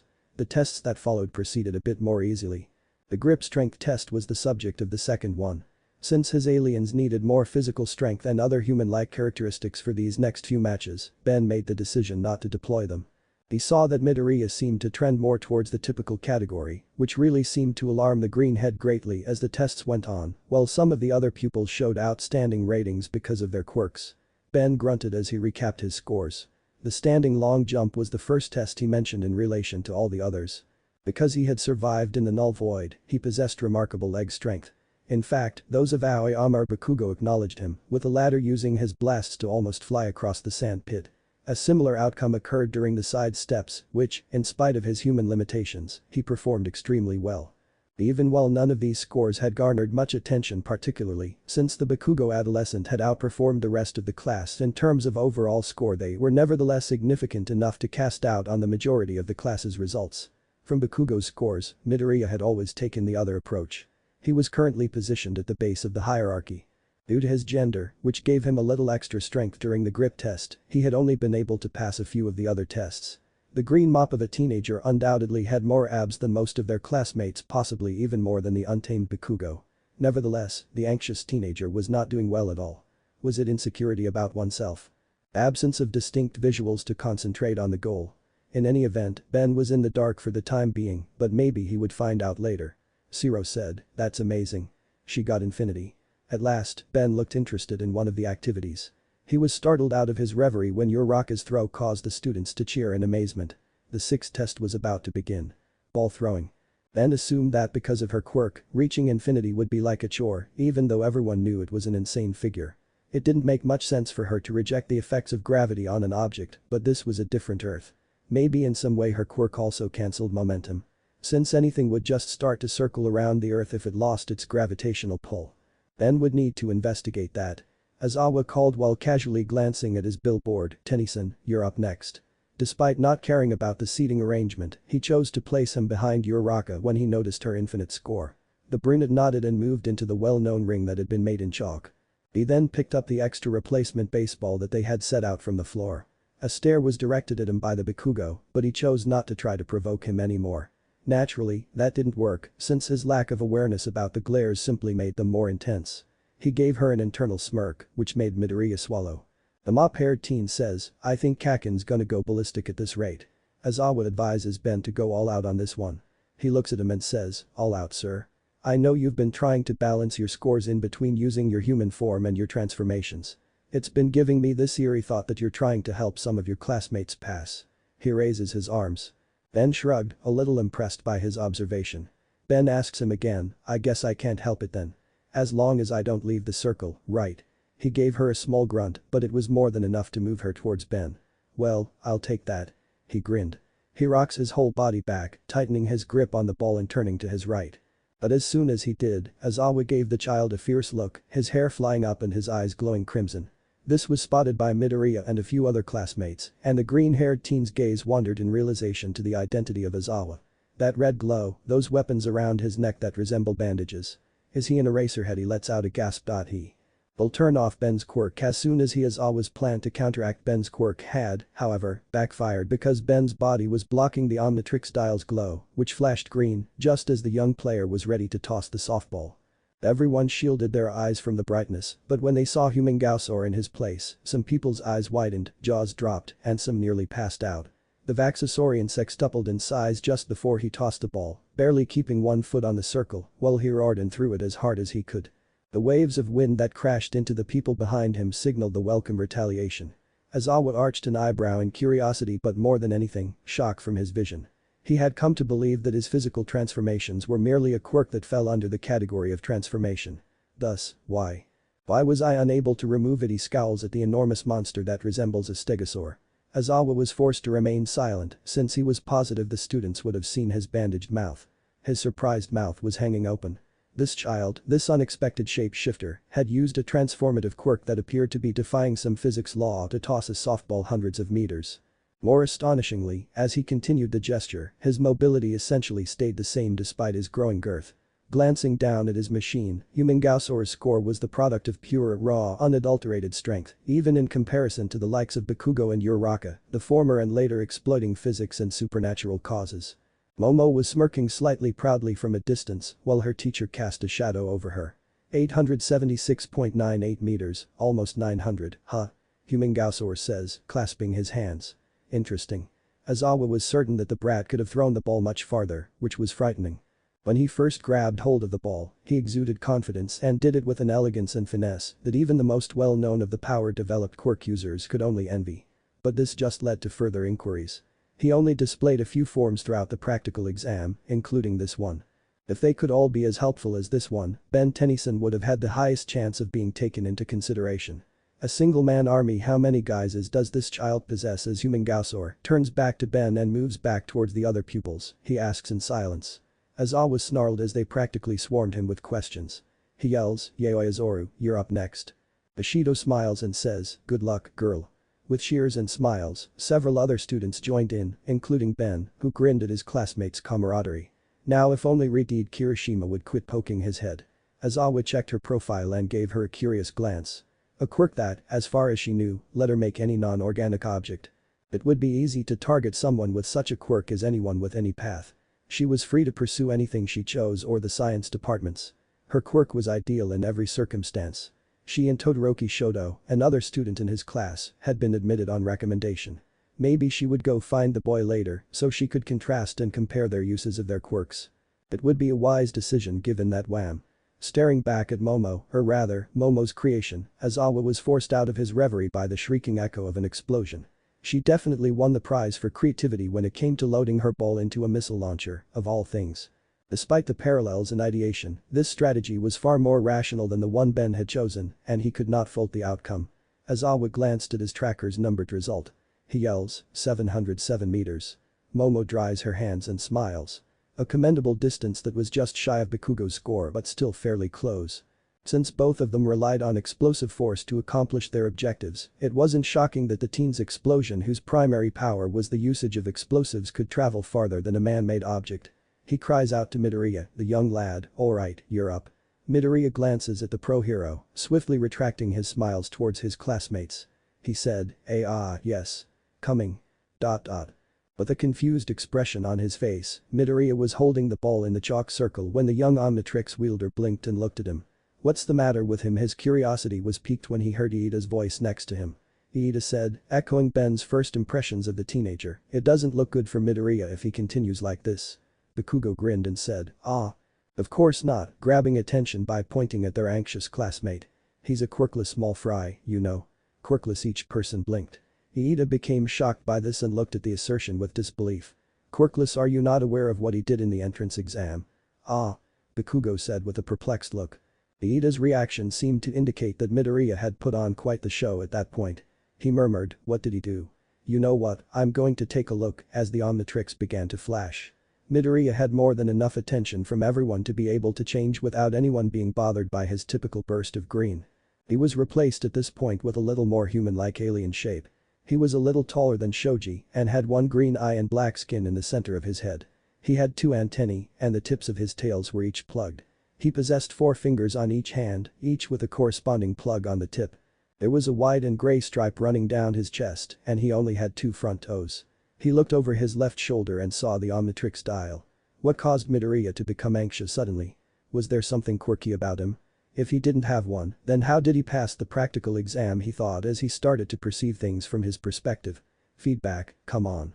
He was able to observe many energy types, similar to readings, with this form. The boy pulled his arm back before Ben could come up with a firm guess, and feedback started to read off many precisely timed markings that were shouldering off from Midoriya's right arm at that very moment. He was going to toss the ball when it seemed like veins of power opened up, but the ball then appeared to have been tossed clumsily by him as it idly flew into the air before landing back on the ground. Like in a typical toss. What was that? Feedback glares at the arm of Midoriya. He sensed a presence, something that was strikingly similar to some of the enemies he had previously faced. It wasn't quite that different, though. Like what though, he had no idea. He was only aware of his tendrils' need to learn more. For an instant, he sensed something pleasant in the air. Midoriya scoffs at the awful show. The robot registered a pitiful 46 meters as the outcome, a figure that left everyone blinking in dismay. Why was it the case? Aizawa answers, his eyes fiery and his heroic aspect fully on display. I erased your quirk. The boy with green hair looked to his teacher and said, huh? Aizawa continues, squinting his eyes. With bandages flying all over his body like he was possessed, he mumbled, that entrance exam was definitely not rational enough. Feedback was certain that Aizawa was glaring hardly despite the fact that he was unable to see the teen's fading complexion from where he stood. He complains, even a kid like you was accepted. You erased my quirk. The young adolescent said, drew back, and narrowed his gaze on something on Aizawa's person, as though he had realized something before. Those goggles, I knew it. You can erase other people's quirks with your quirk just by looking at them. You're the erasure hero. Eraserhead. Remove oddities. Feedback scowled. That's a really helpful skill to possess. A user who mostly used their quirk for combat would probably have little expertise with CQC if they were to battle someone. Eraser. I don't know him. I've heard of him. He's an underground hero. Most of their class had found out who their homeroom instructor was because Midoriya had called that last item out. But despite the muttering, Feedback could only think about what he had forgotten. Unbeknownst to him until now, Aizawa attempted to remove his quirk. It's likely that the realization that he couldn't stop his transformations irreversibly warped his expectations. Aizawa pulled the alien out of her thoughts and said, from what I can tell, you can't control your quirk, can you? The adolescent step back suggested that the instructor had made his point. He could hear his bones trembling even from this distance. Do you intend to become incapacitated again and have someone save you? He stares at him. He began, that's not my intention, but was interrupted when the bandages whipped forward, drawing Midoriya towards him. The hero interrupted, saying, I wasn't finished speaking. Aizawa's gaze, his hair flying in all directions above him, was probably a side effect of his quirk. Was the bandage thing possibly a side effect as well? Whatever your intention, I'm saying that it's what those around you will be forced to do. Midoriya's eyes grew wide. In the past, there was an oppressively passionate hero who saved over 1,000 people himself and created a legend. Aizawa declared, even if you have the same reckless valor, you'll just be docked and turned into a useless doll after saving one person. Midoriya Izuku. With your power, you can't become a hero. Feedback observed the anguish and bewilderment that ripped across the anxious Midoriya's face as he gloomed down, and the emotions of the majority of the students in the throng steeled themselves in reaction, not wanting to offend his wrath. Comments were not amused by this. It was oppressive how silent the classroom was. He could not help but focus his own attention on the teacher, whose bandages had come off and allowed Midoriya to get up. He turned and walked back to his initial immobile zone, saying, I've returned your quirk, you have 2 turns for the ball throw. Hurry up and get it over with. First, the unjust punishment of being kicked out. And lastly, a student's aspiration being denied. What exactly was their teacher thinking? What was the aim of Aizawa? Feedback tightens his jaw, yet he was not allowed to simply go question Aizawa. He was not a person of equal rank, he was only a student at the institution. He might try to force out an answer after the assessment test, but given how enraged Aizawa was by his earlier actions, that would not be a good idea. If he had wanted to, he could have easily engaged him in combat, but that would have been pointless. All he could do was think if he was unable to act. Feedback ignored everything, including the conversations his peers were having about him, in favor of the mute teenager. Even though he could sense that Midoriya was anxious and on the verge of retching, he was scared above all else. Why, however, did he still have the unshakable feeling that the teenager would not break? Do we have a self-starter among us? He observes him and makes assumptions. With a determined attitude, considerably more so than when he had thrown the baseball first, Midoriya took a step back as everyone seemed to have argued their own version of events. Everyone watched with eagle eyes as Feedback raised his arm and started to throw, feeling the familiar strength returning. It was Midoriya that gave off that familiar perfume, which he smelled again. Feedback was able to perceive a hint of power emanating from the tip of the teen's finger at that precise moment when the ball was ready to be thrown, but not from his entire arm. Woo-os. All preceding ideas vanished, with a fierce wind slightly evoking memories of one of Ben's forms. The sound of forearms claps reverberated over the pitch as the ball shot skyward, breaching the low-lying clouds and landing beyond the 700 mark. Amazing and exciting, but how in the world could that be? As everyone came to terms with their amazement, they all gasped. Feedback allowed his inquisitive gaze to stray to Midoriya, who had his arms out in a throwing motion. But in addition to his other senses, he had excellent vision, so it wasn't shocking to see Midoriya's fractured finger. Reaction. He whispered. Magnificent strength, yet the toughness of an egg-shelled newborn. Like a glass cup that was about to burst open and spill its contents entirely. The quirk that sacrifices a limb in order to grant extreme strength. Clearly, Midoriya was anxious all the time. He may have caused more harm than good with a quirk like that, especially because the total damage affected him more than other people. However, feedback discovered that Midoriya was only going to utilize one finger, not his whole arm. Aizawa-sensei. Midoriya turned to face Aizawa, clutching his fist and ignoring the unbearable pain he was undoubtedly experiencing. His countenance was slightly triumphant. It discussed tenacity and resolve. I can still move. The erasure hero had a smile that was unmistakable. At that point, feedback understood why he was acting in that way. He had Midoriya under test. Testing him to establish his value. Midoriya's circumstances were distinct from those of the others. Although Ben had a quirk that would be regarded as deadly and dangerous, he had demonstrated time and time again that it could be educated and utilized non-lethally as well. Conversely, Midoriya's quirk was nearly self-destructive, as though he had never received any training in using it. When you consider the immense destructive potential it undoubtedly held, he would endanger not only himself but also everyone in his vicinity, including enemies and bystanders. It was to see if Midoriya could control this mind-boggling power of his that Aizawa was searching for. Kirishima said, he got over 700 meters. In shock. Awesome. Uraraka exclaimed, finally. A hero-like record. Iida blinked, but his fingers swollen though. However, it was more than just swollen, it was broken. Midoriya's stunt had such a strong blowback that the bones in his index finger fractured, leaving it terribly colored. That was exactly like during the practical exam as well. What a strange quirk. While everyone appeared to have responded in a way that was largely good, feedback observes Bakugo turning back into Ben and perspiring in disbelief. The teen with blonde hair appeared to be denying what he was witnessing. Ben's eyes grew wide as Bakugo's palms began to burst, shooting straight at Midoriya, the girl with the green hair. He glares at him and rushes to get in front of him as the Omnitrix flashes, saying, "Oh no you don't." With a glare that suggests death, Bakugo exclaims, "Hey. Tell me what's going on, Deku, you damn bastard." When Bakugo abruptly materialized in front of Ben and Midoriya, Ben, now transformed into an alien, sternly remarked, "No. You tell me what's going on. You." The blonde knocks into the figure, gritting his teeth, while a golden crystalline rock creature with green eyes was standing in front of him. The Omnitrix was worn by him on his chest. "Get out of my way, stone face. You should remember that you're here to become a hero. Settling a personal vendetta like this just reeks of villainy." Ben shouts. Momo was nearby also, anxiously shooting glances between Bakugo and Ben, but she was standing ready to break up a fight as she had her hands ready for creation. "Ben, I'm not sure that's a great idea," Jiro cried in concern. "Bakugo, I'm not telling." Ben tried to calm himself down, not wanting to cause trouble this early in the school year, but he was holding in his mounting emotions. "I'm only suggesting. If you do this, then it'll be tougher for you to become a pro. Take a deep breath." All of a sudden, Bakugo was covered in bandages. Aizawa glanced at him and saw the teacher's characteristic crimson, burning eyes. The robustness of the material confused Bakugo, who fought and clenched his teeth. "What in the? How come these bandages are so stiff?" Aizawa went back to Bakugo, glaring at the changed Ben.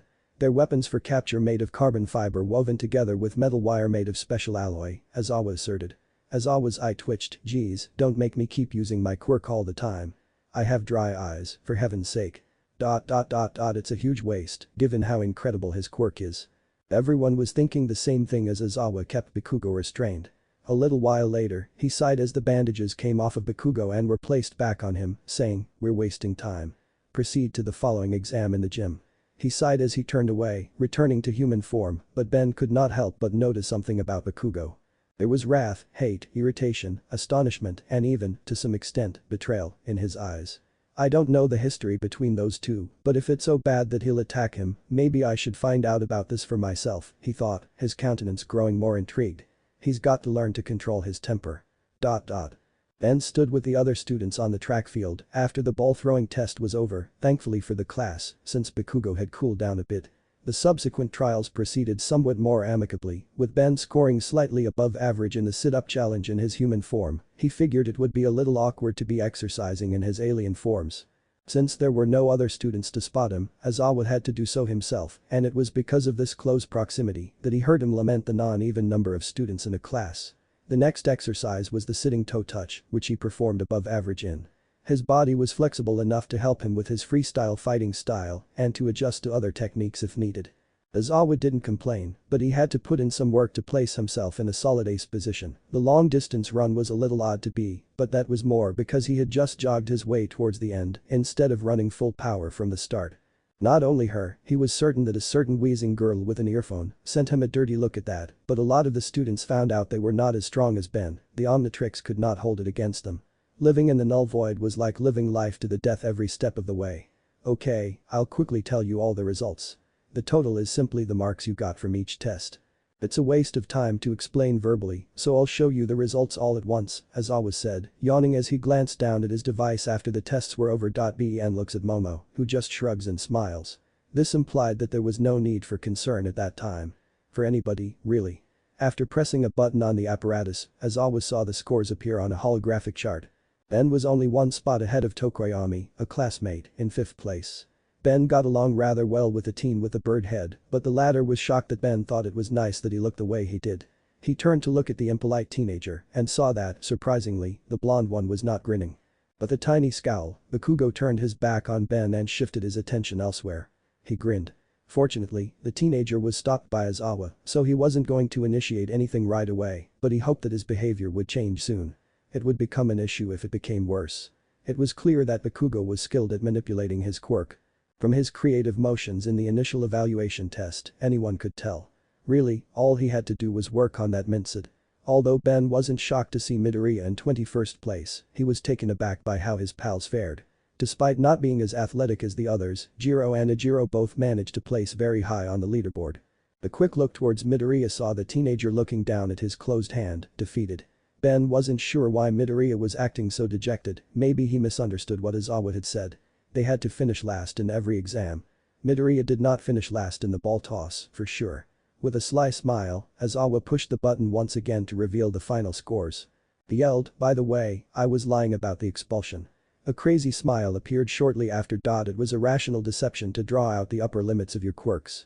What? Of course that was a lie. It should have been obvious if you just thought it through.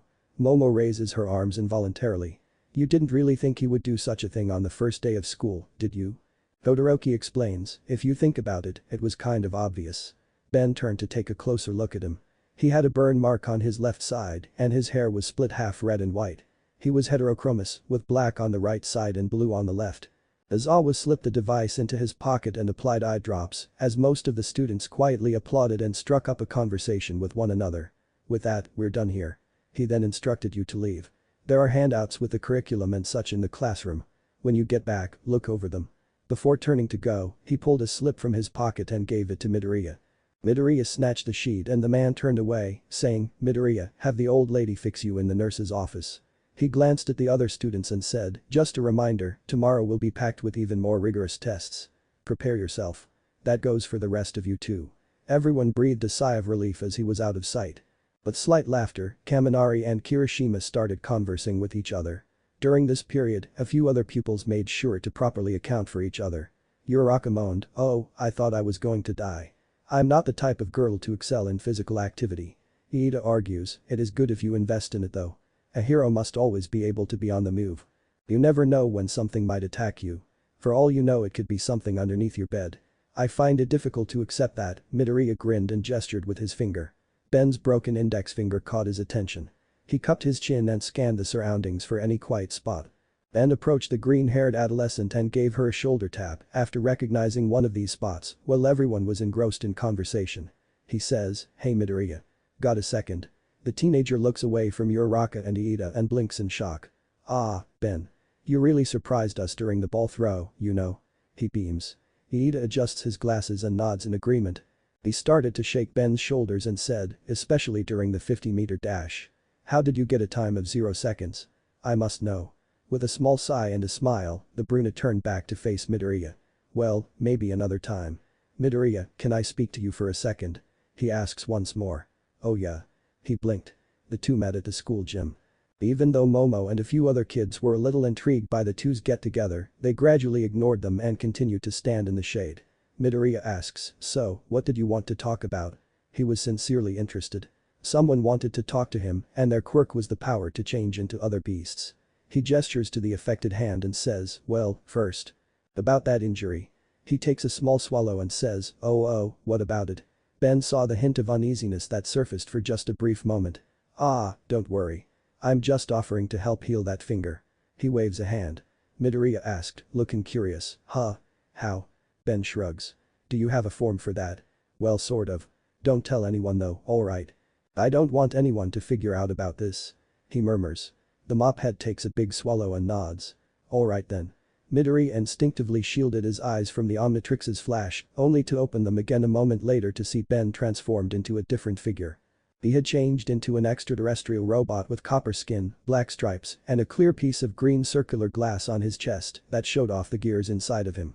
The Omnitrix dial was on the glass on his chest, and he was wearing a black and white shirt. The teen with green hair exclaimed, "Hey robot, how many forms do you have?" Ben says in a German accent that Midoriya is for you to discover as we proceed through the school year. You may call me Clockwork in this form. After giving Midoriya an explanation of his name, Clockwork urged her to raise her fractured finger. Reluctantly, the teenager did so, and Clockwork then held his hands between it. A few seconds later, Midoriya felt a green energy phasing between his arms, and his eyes grew wide. In his finger, there was no more pain. To be sure, he even moved it a few times. Midoriya inquired with a radiant smile, What did you do? Did you heal it? Clockwork lifted a finger in protest. No. I merely restored that finger to a previous state. I reversed the time in that particular area to the time before you busted it with your quirk. He clarifies. That's why I named this guy Clockwork. Midoriya realizes, chronokinesis. This is the form you use during the 50-meter test. Clockwork grins. Keep it a secret though, alright? He inquires. Aizawa is already suspicious about me. Sure. Oh, I know. How? About I tell you a secret about myself then? I feel bad keeping information that could be bad to tell out. He suggests. Ben gets Clockwork back and the brunette arches an eyebrow. Alright then. What are you proposing to tell me then? He inquires. It concerns my quirk, Midoriya says, glancing down. If you're going to be telling me about the traits of your quirk that you want secret, I'll tell you about mine. That caught me off guard. Ben was already learning about a friend's secret after just the first day. Despite his doubts, he chose to consider Midoriya's suggestion. The teen with green hair nodded slowly and swallowed. He says, well, to start with, I used to be quirkless. Ben wasn't all that surprised by that. He displayed characteristics that contradicted this. This quirk, the one I just used, I inherited it from someone. Ben squinted in disbelief. Wait, what? I thought quirks were genetic, that it was unique to one bloodline through generations. He was intrigued now. Yes. Typically, that is the case. However, the special thing about this quirk is that the previous user can transfer it. The name of this quirk is called One for All. Ben reiterated the moniker, One for All. The name itself exuded strength. One for All allows the user to access stockpiled power, which grants the user momentary superhuman strength at destructive levels, increased agility, increased hearing, and superhuman speed. Midoriya started off by citing someone. Ben says, that makes me think of a certain hero. Midoriya gives a nod. Midoriya begged a little, and I request that you keep this part a secret at all costs, Ben. Please. Ben gave a stern nod, and Midoriya grinned back. Thanks. You see. Ajiro smiles and says, I was surprised though. I didn't think you of all people would interfere with Bakugo-san's rampage. I seriously thought you two were going to fight. Jiro makes a joke. That would have been something interesting to see. Ben says with a little smile, well, I suppose. Had that continuation happened, he and Bakugo would have probably gotten into a fight. Although he was confident he could handle the explosion user, he carried the danger of possibly disclosing to Aizawa that he had several transformations. 4 of these he had already divulged to him. Human Gausaur, Diamond Head, Arctiquana, and, in his most recent incarnation, Rox. Since it was officially intended to be an orientation day, it was getting on for noon. Ben was asked if Ajiro and Jiro may go with him to the adjacent station. He responded to them, though, saying there was no need because he lived a little closer. I see. Well, alright then. What about you, Ajiro? You're home nearby too. Jiro grinned and nodded. He said, nope, I can go with you, shaking his head. A bubbly, well-known voice cried out from behind the three, hey. Isn't that Ben-san, Jiro-san, and Ajiro-san? This time, they all turned to face the eternally joyful Uraraka, who was followed a little distance away by Iida and Midoriya. Oh wait, weren't you the Infinity Girl? Jiro said, her eyes widening. She grinned and clasped her hands, saying, yeah. My name's Uraraka Achako, nice to meet you. Wait, why are you all referring to me as such? Ajiro grinned. Because of that time during the ball throwing test. It was a thing to see, wasn't it? Yes, Iida replied. Ben and Midoriya could only laugh together. Up until then, everything appeared to be good and robust. Ooh, Uraraka looked at everyone gathering and clapped her hands, ignoring the terrible sound coming from her stomach. I was going to go home straight away and eat, but since we're all here I guess I can bring all of you too. Uraraka said. Uraraka-san, to where? Ejiro asks, tilting his head. I think we don't follow. Could you elaborate further, please? Iida said, standing next to him with his head cocked. Well, around where I live, there's this really yummy all-you-can-eat sweets shop. She's giggling. I was thinking maybe we can all go there since we burned up quite the amount of calories. Sure I can, it's basically free food too if you eat your amount. Who can turn down sweets? Jiro replied. Ejiro laughed. What? You know, if Kaminari-san were here, he would joke about you having a feminine side to yourself. He replies. Jiro's face flushes a bit and Uraraka and Midoriya laugh a little. What that sparky head said that, oh that's it, I'm kicking his ass in the next class tomorrow. She yells. I'm going to need the energy. Let's go. Iida grinned. In that case, I see no problem then. Relaxation at such a time is certainly welcomed, especially if Aizawa-sensei has a similar lesson planned for us tomorrow. It would do well to learn about each other vividly. Ben and Midoriya exchange smiles. Learn, huh? Uraraka nodded, following through even though she didn't fully understand what he was saying. Great. Follow me. It's near the station down the road. Ben remarks, this place feels fluffy. Right away. The view had somewhat shifted. There were only a few individuals strolling around peacefully while trees sprouted out of the pavement. Even though it was almost time for pupils to leave school, the area was calm. Everyone glances up as Uraraka exclaims, this is IT with a small hop. There was a shop called Rabbit House in front of them. The cafe had a curving roof, a hanging sign with an engraved picture of a rabbit, and a homely cozy appearance. Two movable wooden planks were visible on the front, along with a single oval window at the top that appeared to lead to an attic. A jingle greeted him as he entered the store. The flooring of the cafe were in ancient dark wood. Aside from the main island that connects to the bar, the majority of the booths are likewise constructed of wood. A few artworks made by different people are also shown in frames and hung. Ben was accurate when he said, you're right. It is kind of fluffy, and Midoriya concurred. Giro sat down with Uraraka and Ejiro, Iida, Midoriya and Ben on one side and asked, what kind of sweets do they serve here, Achako-san? The gravity user messes around, showing the earphone jack user her personal favorites. Oh, all kinds. Just take a look at the menu. They have this as today's special, oh, and I definitely recommend this one as well, and the lads could only tremble in admiration at Uraraka's poise.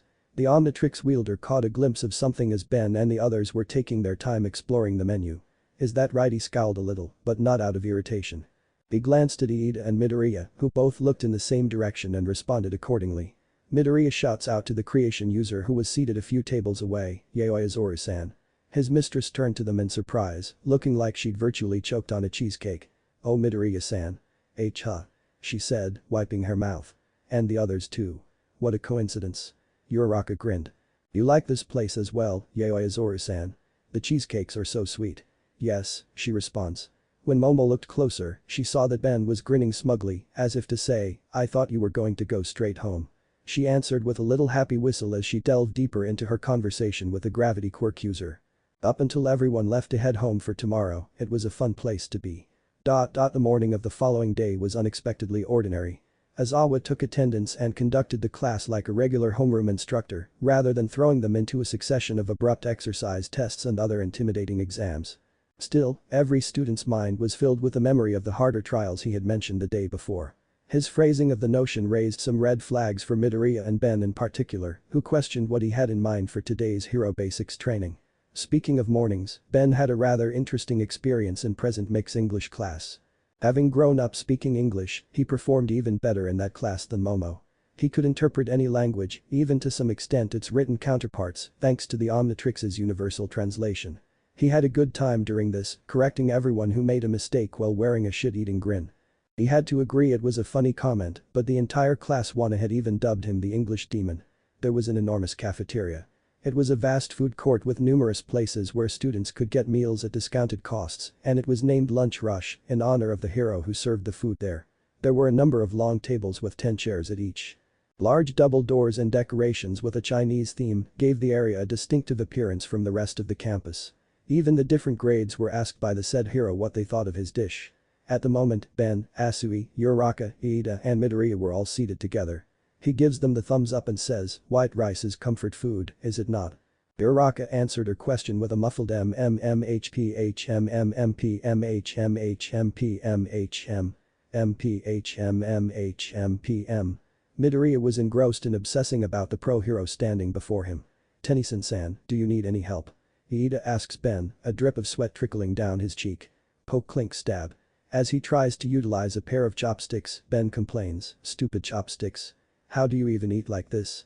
Attempting to use the chopsticks as Iida had instructed, he managed to snag a chunk of tomato. You must hold the sticks in a way that causes an inverse directional confronta as the Omnitrix glows green, Ben says. Ah. Screw it. I'm doing this in my own way. He drops the sticks. Everyone turns to watch him change into something that looks like a humanoid toad hamster hybrid. He had black fingers, black-green dots on his tail and limbs, bumps on his back, and swampy green skin with tan tummy and muzzles. His eyes had turned greener and sharper. He had whisker-like lines as well. His teeth were more in line with his clearly pointed canines now, and his short had straightened. His left hand bore the Omnitrix sign, and he was dressed in an open-front black suit with white oversleeves, white bands around his legs, and white padding beneath his three-toed feet. Midoriya was ready to record this new shape when he suddenly became noticeably astonished and said, "Oh, that's a new O. Oh my." Uraraka and Iida responded in a similar way, although lunch rush wonderful. I've never seen someone eat my cooking in such a manner. Oh, this is exhilarating. He begins to sing. Thank you for the inspiration. At the moment, Ben had literally swallowed the entire bowl containing his supper. 4 green sticky tongues sprang up from his enormous mouth, consuming the whole platter. Ben puffed and then spit the plate out, perfectly clean and germ-free. Beautiful.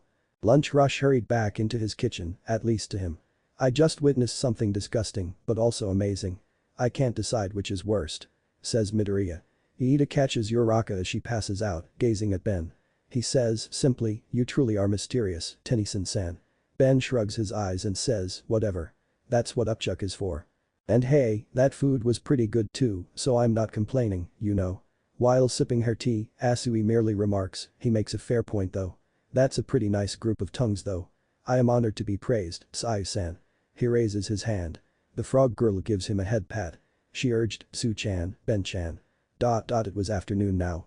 It was now time for the course classes to take off since the regular class curriculum had come to an end.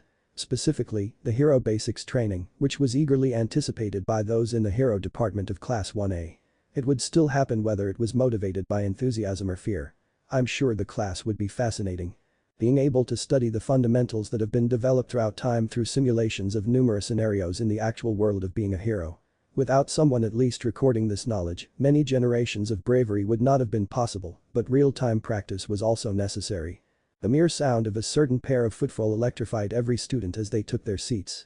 Midoriya appeared especially excited by this. Ben was aware of the reason since it was I am, passing through the door like a regular person. A very large man exclaimed.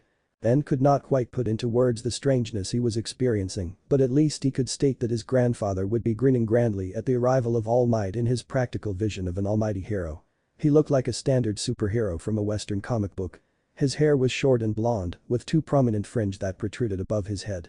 Frequently, his hair cast a shadowy darkness over his face, revealing only the hues of his eyes. His clothing was a skin-tight jumpsuit in the colors red, blue, and white, reminiscent of the Silver period. The top covered much of his torso in crimson, with white lines looping around other areas. His thighs had white squares encircling them, and his lower half was blue.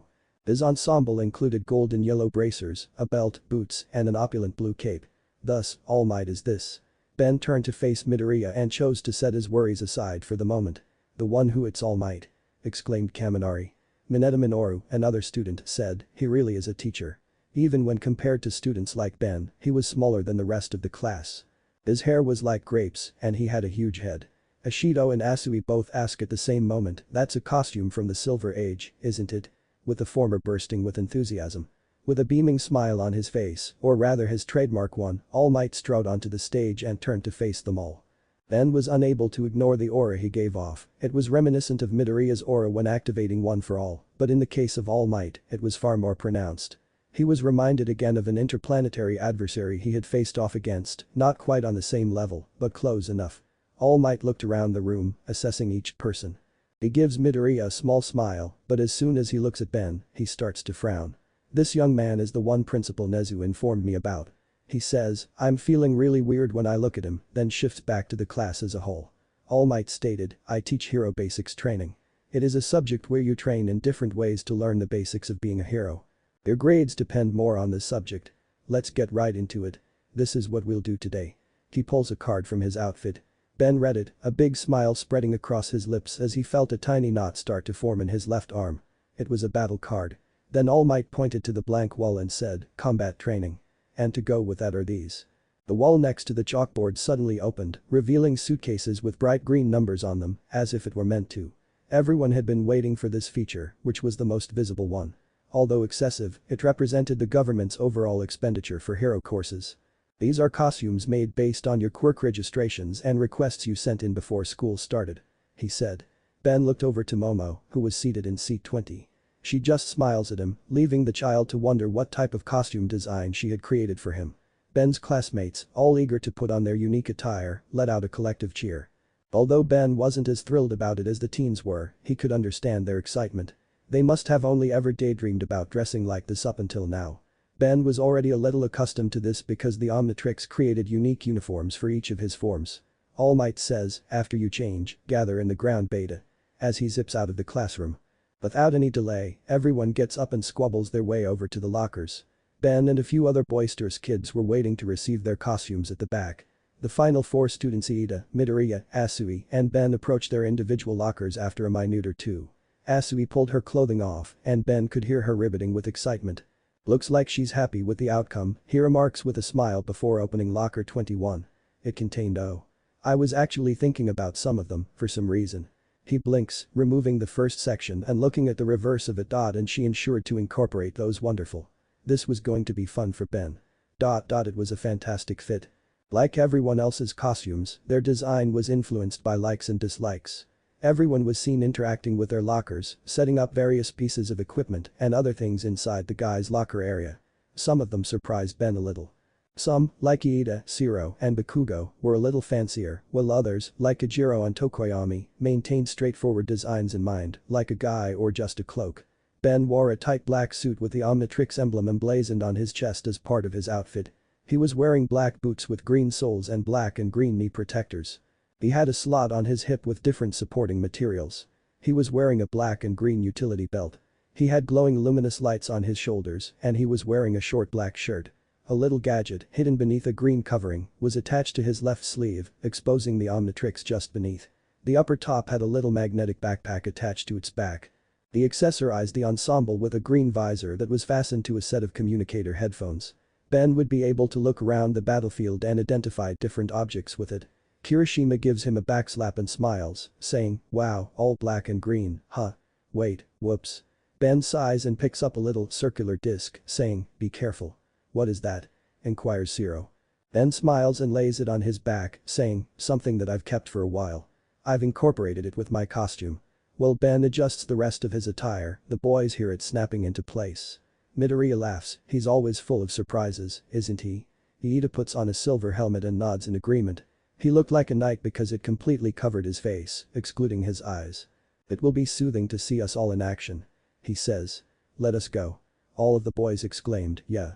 With the exception of Bakugo, Todoroki, and a few other reserved pupils. Together, they all left the room, Midoriya leaving with Ben last. Before Ben and Midoriya crossed the street, the Omnitrix wielding turned to face his outfit as they started to make their way out in the direction of the ground beta exit.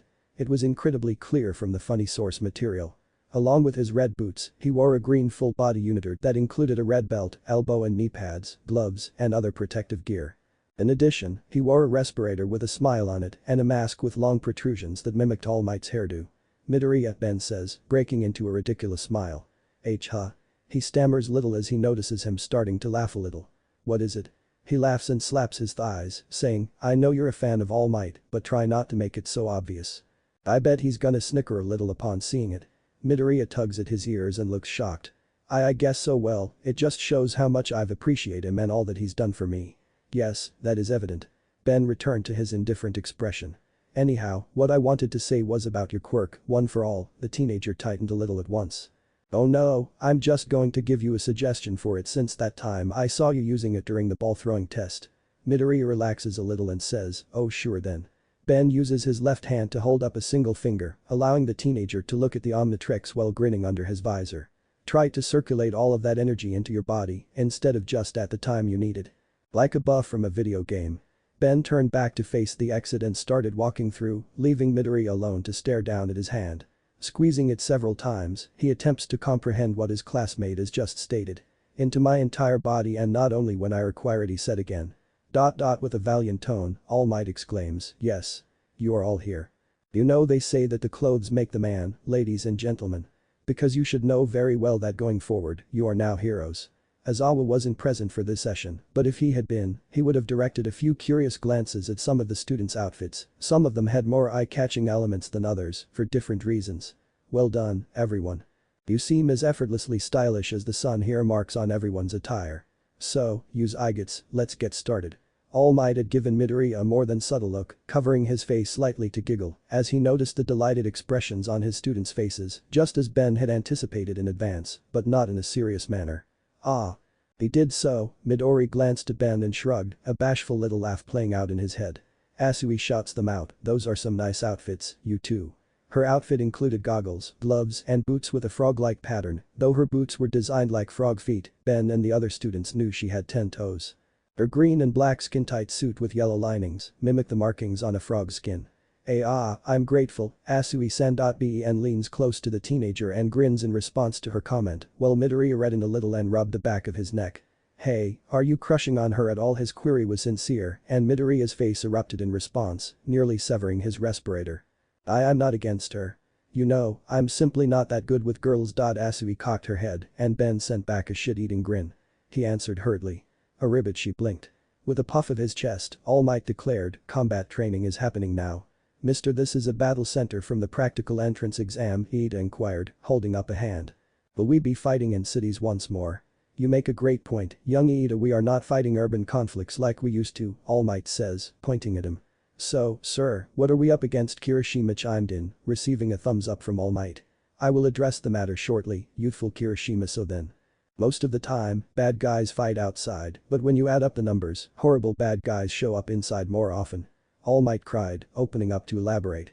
Imprisonment, house arrest, backroom deals in this society full of heroes, really smart bad guys hide in the shadows. Ben laughed, thinking about Vilgax, well, not if you're an intergalactic warlord that doesn't even need to do so. For this class, you'll be split into villains and heroes and fight in indoor battles, All Might said, glancing at each pupil and clearing his throat. Due to an odd number of students, one of them will experience a 3 versus 2 situation instead of a 2 versus 2 one. Without a foundational education, Asui considered the question and put a finger on her chin. No, All Might shook his head. It will be quite difficult to grasp those fundamentals. The key to winning this time around in the conflicts is that there won't be any robots to overcome in a regulated setting where we set the parameters for what's allowed. How will the fights then be fought? Momo asks after that. Can we still go beat the shit out of them? Bakugo moves. If we don't succeed, will we be facing expulsion? Uraraka swallowed. How are we going to be matched? Ida asks. Class A pupils started asking him questions, and even though he could hear their cries, he would not be able to bear the barrage of inquiries because of how quickly they were coming at him. Ben noticed that All Might was perspiring a little as he attempted to take it all in. Midoriya tries to catch everyone's attention. I'll respond to all of your inquiries. He sighs, but first, pay attention here. He pulls out a small slip of paper from his costume, which they all thought to be some kind of script for today's class session, and opens it up, reading aloud to the group. You will all pretend that the villains have a nuclear weapon stashed away in their lair. It is what the heroes are attempting to get rid of. Within the given time limit, the heroes must either capture the bad guys or retrieve the nuclear weapon. The villains must either capture the heroes or keep the nuclear weapon safe the entire time. He smiles and puts the sheet away before pulling out a little orange box with the word slots on it. And for the teams, we'll be determining those by drawing lots. He says. They're choosing them so randomly. Some of the other students responded in a similar way, but All Might laughed, and Ida questioned, scandalized. Perhaps that's why P-pros frequently have to assemble improv teams from heroes from other agencies. Ida looked at Midoriya and nodded in agreement as he spoke in a voice loud enough for everyone to hear. It will be interesting to watch how we collaborate. Given that it's random, countless options exist. It's Kaminari, I say. Yes. You have no idea which pairs might complement one another the most, Kirishima continued. But Ben surmises that, pairs or not, whoever gets 3 members on their team will have the strangest battle of all. An extra player on any team can alter the course of events in the most peculiar manner. It's okay, All Might chuckled to himself. Let us proceed swiftly. After more than a few minutes, the teams were determined. Team A was composed of Midoriya and Uraraka, while Team B was made up of Shoji and Todoroki. Team C was made up of Mineta and Momo, and Bakugo and Iida for a one-sided nervous team D. Team E was made up of Ishido and Aoyama, while Team F was made up of Sato and Kota. Team G was made up of Kaminari and Jiro, and Team H was composed of Asui and Tokoyami, the bird and frog duo. The last two pairs were as follows. Team I, a three-man team made up of Ajiro, Ben, and an invisible girl named Hagakure. Team J, which united Kirishima and Shiro as a team. Then, the first match will commence, with these two teams. All Might nodded after all of that, both of his palms filled in black and white boxes labeled villain and hero, respectively. Raising his hands, he had two balls in his palms. These guys, Team A will be the heroes, and Team D will be the villains. He said, holding up a black D ball and a white A ball. It had to be them. Bakugo and Midoriya were regarded by all. All Might then gave the order, everyone else, proceed to the monitor room. We will be watching the match from inside. Conflict was most likely going to arise here very early in the play. Ben was aware of the hate-hate connection between Bakugo and Midoriya, and he also knew that his green-haired classmate was having some difficulties with his quirk, so he and the rest of the gang knew it was going to end badly. It was improbable that Midoriya would make progress in the first match, despite what he told them. As the other students followed the professors into the monitor room to watch the contest, Hagakure questioned, "Something the matter, Ben-san?" The two teenagers exchanged icy looks as the brunette glanced at each other. He murmured, "No, it's nothing, Hagakure-san," as he and Ajiro made their way to the monitor room. The tail user, however, could tell that Ben was considering something. They entered the monitor room after a brief while, perhaps 10 seconds. The several screens showing the surroundings and the upcoming action were the only sources of light in the otherwise gloomy room. The room was a little bit cramped, but fortunately, everyone in the class pressed themselves close to the screen in order to get a decent view, leaving the area towards the back virtually unoccupied. Ben moved to the back, where he could see from the back, then changed into human Gausor so that everyone else could view from the front. His comrades had moved towards the center ground. But the communication device inserted into his ear, All Might exclaims, "Now then, let's see how this first round goes off." The hero says, "Alright, All Might here." Into the monitor room's microphone. Bakugo and Iida, who were presently inside a three-story structure, received the broadcast. In 5 minutes, the hero team will break in, and the battle will start. Prepare yourselves. Right now, Iida and Bakugo were on the 5th floor. The enormous black and crimson bomb was the major feature. Upon closer inspection, Iida discovered it was just paper match, but the hero team still had it as an objective. "It pains me to act as a villain, but I suppose we need to know how they think in order to truly learn." He reflects. "Hello." Bakugo exclaims, turning his back on Iida from the doorway. In reaction, the engine user rotates. He inquires, "Deku has a quirk, right?" Iida puts on his helmet with a frown. "Well, you saw that monstrous strength he had, right? We all did. It seems to carry a lot of risk though. But I have to ask, why are so fixated on Midoriya-kun for?" Becoming angry from just the mentioning of him, he growls, "None of your business, Four Eyes." Iida was ready to respond negatively to him when she hears All Might call out, and his voice reverberates throughout the structure. "Now then, let's start the first match of the indoor person-to-person combat training. Teams A and D, begin." All Might suggested that everyone else watch, but their opinions soon soured. Bakugo abandoned his partner as soon as the contest began in order to pursue Midoriya, leaving Iida by alone to watch over the weapon. Fortunately, Iida's quirk could easily zoom in on these small spaces, so she had almost complete freedom to explore the room he guarded. Midoriya's team was ultimately at a disadvantage as a result.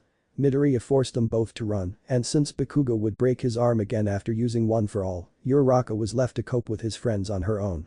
Their only heavy hitter was a nervous glass cannon. It felt like time passed from where the kids were standing until Bakugo surprised Midoriya and Uraraka on the 2nd floor, which was made up of an internal maze. Kirishima growled, "Sheesh, a surprise attack. That's not manly at all." However, nobody could criticize Midoriya's performance. He had repelled the initial assault and temporarily subdued Bakugo, enabling Uraraka to separate from the pair at Midoriya's request. As his comrade disappeared, Bakugo launched an attack on the green hero in training, who at times blocked and countered his moves. When Midoriya noticed that Bakugo was rocking his arms back to propel himself, he fled the area, leaving the exploding youngster to follow with an angry growl. After turning away from him one by one, Bakugo ultimately started to deliberately utilize his quirk to try to get Midoriya to come to his person on his own. He did this by smashing doors and other places he believed the mophead might have been hiding. There were 15 minutes allotted, and by the time Uraraka reached the 5th floor and met Iida, around 9 had gone by. Midoriya gasped at this, got to his feet, and started to run when Deku, Bakugo snarled. He wore a mask with a large flare-shaped piece of cloth. His outfit included a fitted black sleeveless V-neck tank top with an orange X, with the top half bordering his shirt collar. His sleeves extended from inside his large grenade-like gauntlets to his biceps. His belt, which also carried grenades, held up his baggy pants with knee guards. Kakin Midoriya pivoted, and Ben noticed that one of Bakugo's gauntlets was pulsating crimson. He raises his grenade gauntlets and says, "Now then, why don't you use that quirk of yours? These are loaded, just saying. Are you implying that you can succeed without utilizing it? Deku, are you underestimating me?" He gives the blonde a fascinated gaze as he fully turns to face him, shaking a little as he pulls out a roll of white capturing tape. He smiles eerily. As he confronted Bakugo, he mumbled to himself, "Control focus on control power, on the entire body, imagine the microwave. I'm not scared of you anymore," he said. In reaction to his remarks, Bakugo clenches his teeth, then relaxes and smiles, saying, "Well then, I suppose I won't have to tell you this if you already know, but I'll do so anyways. My quirk, explosion, lets me sweat nitroglycerin from my palms and allows me to detonate it at will to create explosions," he says, pointing his right gauntlet in his direction and holding it in place with his left arm. "My eruptions get stronger the more perspiration I get. Hold on a second, uh-oh." Might flinches. "Mister, what's the issue?" Ajiro inquires. All Might's expression seemed to droop a little when a pin emerged from Bakugo's grenade gauntlet. Humingaosaur's eyes grew wide as he said, "A grenade? Wait a minute, he's not planning on. These gauntlets will store an incredible quantity of nitroglycerin in my palms if they made it the way I requested, and stop, young Bakugo." All Might yells, but Bakugo smiles as he removes the pin, the gauntlet's barrel starting to glow. He will survive if he avoids. "It's all good if I don't hit him." He extracts it fully, and a hideous potent explosion that nearly had Midoriya wet his pants erupted from the muzzle of his gauntlet. Oh no, as the explosion splits through the structure and rips out of it, shaking the entire field, Midoriya leans against the wall and jumps to the side. A young Midoriya.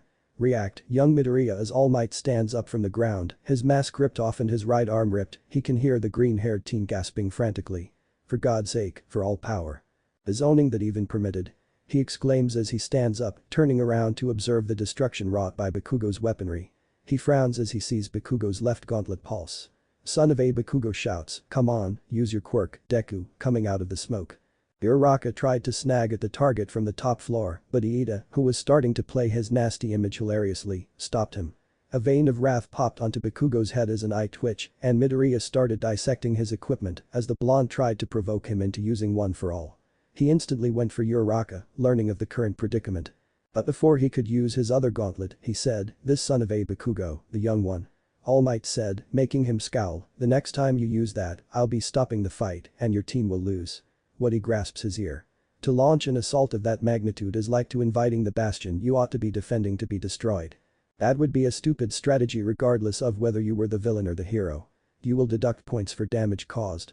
Grrr, then we'll be using our fists to settle the score." Then the green-haired kid gasps as he finishes the gearbox in an attempt to counterattack, but the blonde pulled another explosion out to evade his impending fist, then blasts Midoriya's back in fast succession. Bakugo roars as he blasts himself to Midoriya. He veered off course. Momo took note. He did so by using a blast that doubled as a smokescreen, using that momentum to do so again and blast the green-haired guy's back. Todoroki adequately clarified. Indeed. Going against inertia and taking that big of a hit meant that it had to adapt to the explosive powers of his explosions, she said in closing. Then, when everyone shivered slightly at the sight of the dinosaur extraterrestrial, Humingaosaur said, "Even though he seems to be a loud heart, he's a genius in according to instinct in battle. Deku, hurry up." Bakugo exclaims as he dashes in, slamming his arm with a forceful right swing. After grabbing Midoriya's right arm, he spun around fast with explosives, slamming his back onto the ground like a whip. "Woah!" Bakugo croaks when he hits the ground and growls once again. "Damn it, you're beneath me." He lets out a bark. Midoriya struggles to his feet and starts to consider his options, realizing that using one for all was now his best chance to put an end to this confrontation permanently. He glares at Bakugo and considers what Ben said, thinking back to what All Might taught him. "What on earth is he doing?" Kashima arched an eyebrow. "You've been like way since we were little, you piece of shit. Have you been underestimating me since then?" Bakugo starts to move towards Midoriya and yells. "Sir, this needs to end." Tokoyami utters. Midoriya answers in a hushed voice, "No, that's not it. It's because you're such an amazing person." Before yelling, "I want to beat you because of this, giant dummy." As Humingaosaur noticed a shift in Midoriya's attitude, his eyes grew a little wider. He focused on his figure, flashed, and changed back into feedback. He wonders, what are you going to do this time, Midoriya?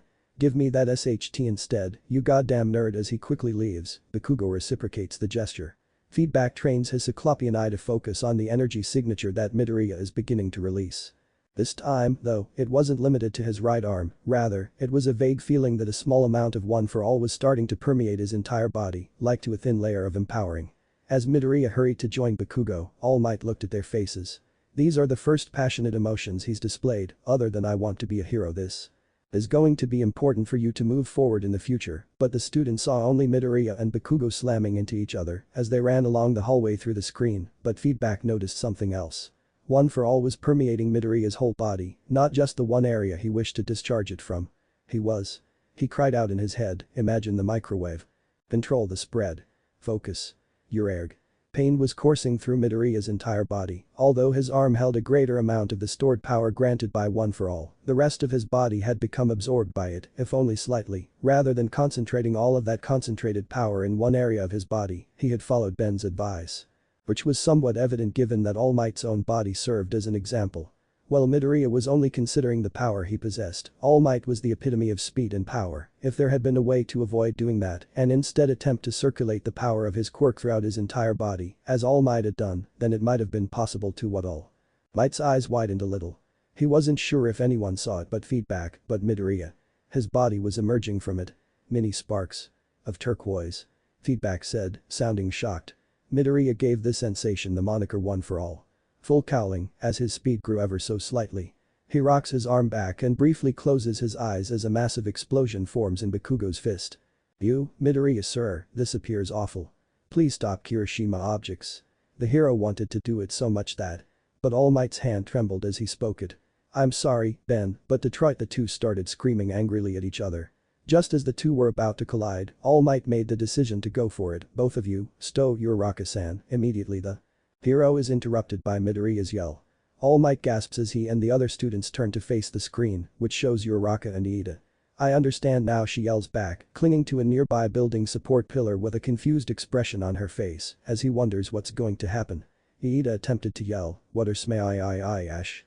Rather than confronting Bakugo squarely, all eyes watched as Midoriya raised his arm in an uppercut, unleashing the force of One for All towards the ceiling. It didn't take long for the formidable strike to pierce through every ceiling until it reached the 5th story, creating an enormous opening in the structure.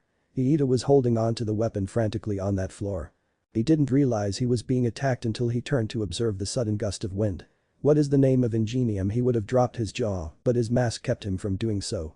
All right, Uraraka grinned as she turned on her quirk, disabling the pillar's gravitational force, and studied the endless displays of fragmented debris in front of her. An improved special move. Pitch perfect. He frowns as he starts to block the rubble, secretly appreciating the person who developed his armor as they bounce off him like mosquito bites. She yells as she whacks them all towards Iida like a baseball player. Oh. Uraraka-san, really? Do you consider that a home run? He screams, but she uses her quirk on herself to leap across the gap between them. Oh no, hold on. Leave, Iida shouts sorrowfully as she successfully captures the target. The gravity user yells as she touches her fingertips. She smiles with relief as she grasps onto the mimic weapon like a cola. Achievement, she applauds. No. Bakugo and Midoriya were on the floor when Iida's cry of defeat reverberated, and the blonde could only look up in agony, his body trembling with annoyance. That's what you were from the beginning, underestimating me, aren't you? He yells at Midoriya, who gives him a crazy look in return, but it fades a little when he sees his physique. I was not planning to use it, the teen with green hair mumbles. Bakugo saw his classmate on the ground from the aftermath of the Detroit smash. His outfit was ripped to pieces, and he had a damaged right arm. He was struggling to keep on one knee and could see blisters all over his body. He spoke slowly and said, I wasn't going to because my body can't handle the impact. Aizawa-sensei told me about it too, but Deku, Bakugo's look was indescribable. Confusion, anger, and shock, this was all I could think of to win, he exclaimed, suppressing his agony. He nearly burned his left arm using it to lessen the harm caused by Bakugo's strike. The timer goes off as Bakugo managed to say something more, but it was heard by both teams as Midoriya collapsed to the ground due to the pain. All Might gradually showed up. Hero team wins. Tokoyami summarizes the whole thing with the words, they lost the battle, but won the war. From inside the structure, All Might saw as a robotic stretcher was brought in to remove Midoriya from the premises. He looked down at his body as it went by, keeping an eye on his wounds. His face, his arms, his legs, everything, he observed. Glancing around, he notices Bakugo staring down at the hand he used to set off an explosion on Midoriya, looking shocked. He snarled, "My right, that damn nerd predicted it. And he managed to win the exercise on top of all that.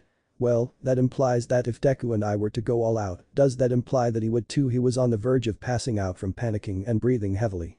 But just as he was ready to give up, young Bakugo All Might touches his shoulder to awaken him from his reverie. "Let's go back. It's time to review the results.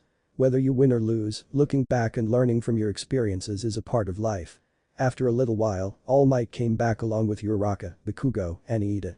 Bakugo returned to the room, but he went to the far other side of the room, the rear corner, instead of joining his designated squad near the front. His hands did not appear to be clenched as usual, and his eyes were downcast. At the very least, there has to have been an emotional exchange during the match. Reverting back to Ben, feedback was unsure of the precise events that transpired. The Omnitrix wielder understood from the lessons they had taught each other that a silent Bakugo wasn't a happy Bakugo. All Might pulled back, saying, "Well, even if I say that the MVP for this battle was unquestionably young Iida." Ben started to listen into the evaluation, his ears dragging back. With a start, Iida blinked. "Huh? Me, sir?" Asui questioned, "It's not Ichako-chan or Midoriya-chan." All Might hums in interest and puts his hands on his hips. Well, now why is that? Can someone tell me precisely why?" he screams. Momo raised her hand and immediately tugged Ben along with her. What?" His eyes dart over hers. She said, "I have to make sure you're paying attention." All Might gestured at them and Ben rolled his eyes. He grinned and said, young Aoi is Oru and young Tennyson." "Tell me then." The creation user began, "This is because Iida-san adapted to the context of the situation's training." She grabbed Ben's neck and it was obvious to all that All Might was already taken aback by her response. Well, according to the live footage from the match between teams A and D, Bakugo was obviously acting out on his usual vendetta of getting into trouble with Midoriya. And as All Might proclaimed earlier, his grenade gauntlets caused too much collateral damage to the building and his overall surroundings. He continued. I see. Well, Momo steps in and says, "And that's not it." Which causes the hero to wince. In the same way, taking into account the self-inflicted damage that he took, Midoriya-san's plan was also quite foolish. Ben perspired. "Wow, way to be blunt, mistress." I'll continue." "Be Ben," Momo exclaimed. Regarding Uraraka-san, she got too distracted by Iida's humorous outtake of his attempt of acting like a villain. "That was kinda funny, by the way, Iida." Ben laughed. "Well, I guess so," he chuckles uneasily.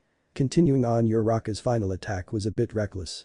Had the weapon been real, she would have detonated it, killing everyone in the vicinity. She was only able to go out with the plan Midoriya went out with because this was a simulation. He concluded. Yes. Iida-san was prepared for his opponent's arrival and assumed that it would be a fight over the weapon, which is why he cleared the room of every object that Uraraka could have used as a weapon, and Iida exclaims, "I am beyond words to condone how happy I feel right now," as he passes out and begins to cry. ... Whoa. Ashido gave a small blink. "Didn't think I'd hear a pep talk from you too." All Might gave a mental nod. "They said far more than I anticipated and I'm at a loss for words at this point." "Well, I must admit, that was right," he exclaims, giving them a thumbs up. Ben was more focused on Momo's display of pride than he was on All Might's seeming loss of opportunity to adequately explain himself.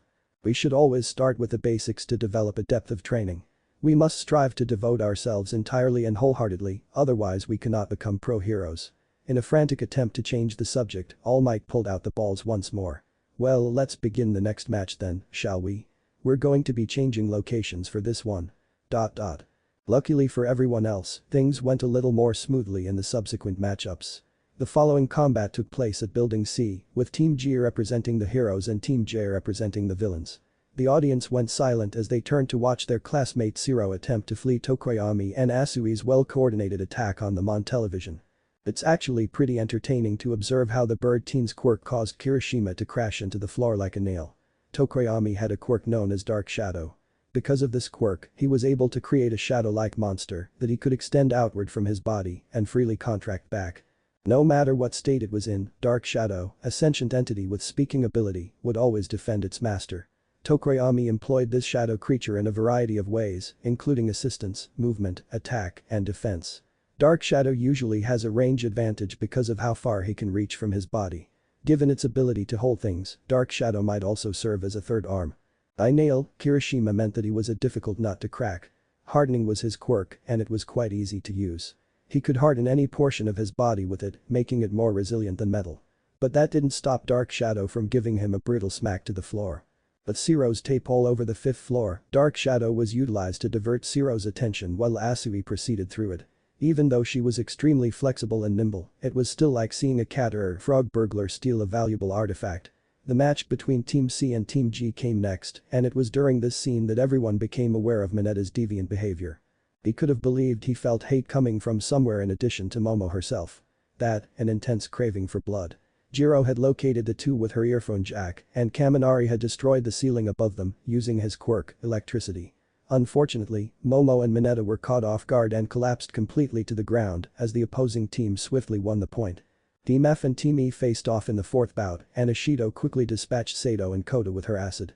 The two screamed all the way down as the pink-haired kid melted away all the floors below it after Aoyama fired a laser that shattered the ceiling.